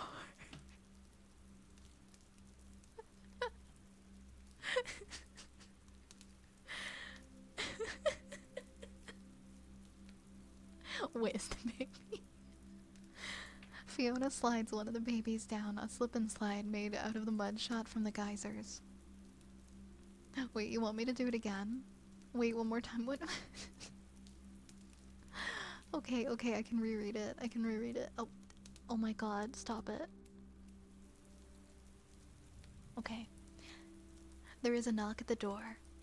Donkey is laying on the floor, holding a bottle on with all four hooves, drinking the milk. Shrek grabs the bottle out of Donkey's mouth. Hey! Shrek opens the front door to reveal the dwarf. Where's the baby? Shrek puts the bottle into the dwarf's mouth and slams the door. Where's the baby? Where's the baby? I can't do it. Fiona slides one of the babies down a slip and slide made out of a mud shot from geysers. Shrek slides down on himself, and the babies scramble out of the way as Shrek slides by, spraying mud everywhere. Interior swamp house evening. Shrek and Fiona are diapering two of the babies in perfect unison. They continue diapering. Fiona holds up the third baby, and Shrek holds up an unhappy, diapered puss. Shrek grabs a gourd bottle off a shelf and tosses it to Fiona. Fiona stands holding one baby over her shoulder, and she catches the gourd thrown to her, twirls it around, lifts up her leg where another baby is perched on her foot, and puts the gourd in the baby's mouth. Shrek is burping a baby over his shoulder. The baby burps. Fiona has a baby over her shoulder, and the baby burps. A donkey sitting on a chair does a flame belch, and an ogre baby crawling by farts, which causes a flamethrower effect into the fireplace. Shrek and Fiona tuck all the babies into bed. Well, what should we do now? Shrek and Fiona are sound asleep, snoring. A baby starts to cry. I got it. Wait. A baby starts to cry. I got it. The camera tracks out.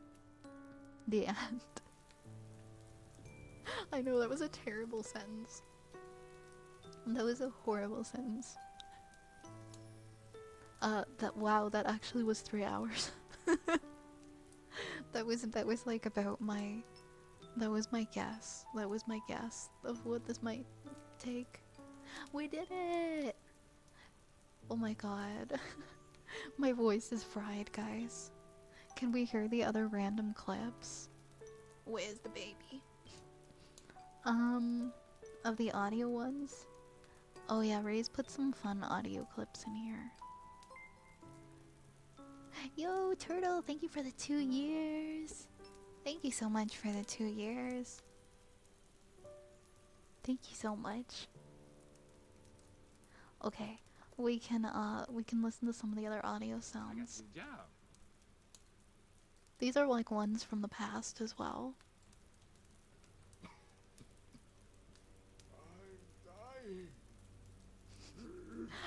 See, that's actually Ray's, but I thought it was the king because it was such a good impression.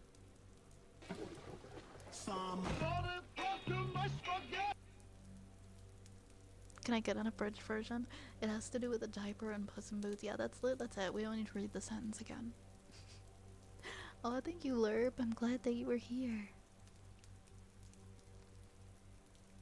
Somebody touch my spaghetti. There you go. I don't want to be too loud with clips in case people are sleeping. But, thank you everybody who came tonight. Also, thank you everybody on TikTok as well. There were a few people watching on TikTok and hanging out. Thank you guys. I appreciate you.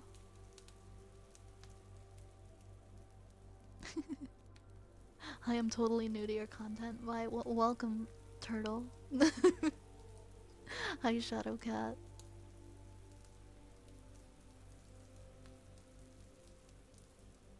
You've ruined my diet. I hope you're happy. Hi, Snoozy. Thank you for the 20 stream streak. Thank you so much. I didn't want to play any like super loud clips because I'm streaming under ASMR.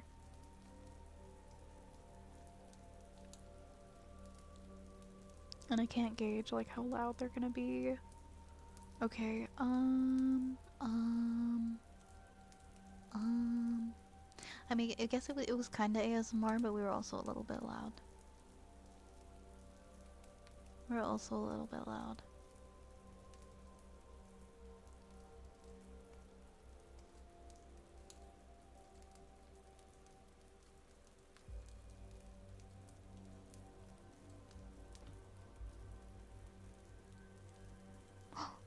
Oh my gosh. Actually, I'm gonna read a non-ASMR stream right now. We're reading a non-ASMR stream. This was a bit of a... This was a very special stream tonight. I hope you guys had fun. Thank you for joining for Shrek the Third. Maybe we'll read Shrek Forever After next time. Thank you so much, everybody. I will see you guys. I'll be here tomorrow. I'll be here tomorrow for our traditional ASMR stuff. Grab a rat, grab a raid message, and I'll see you guys next time, okay? Oh, raid 3 didn't work, but that's okay.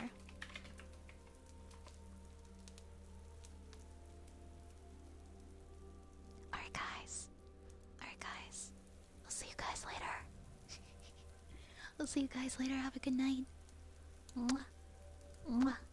Thank you for coming to my swamp. Thank you for joining me in the swamp, guys. I'll see you next time.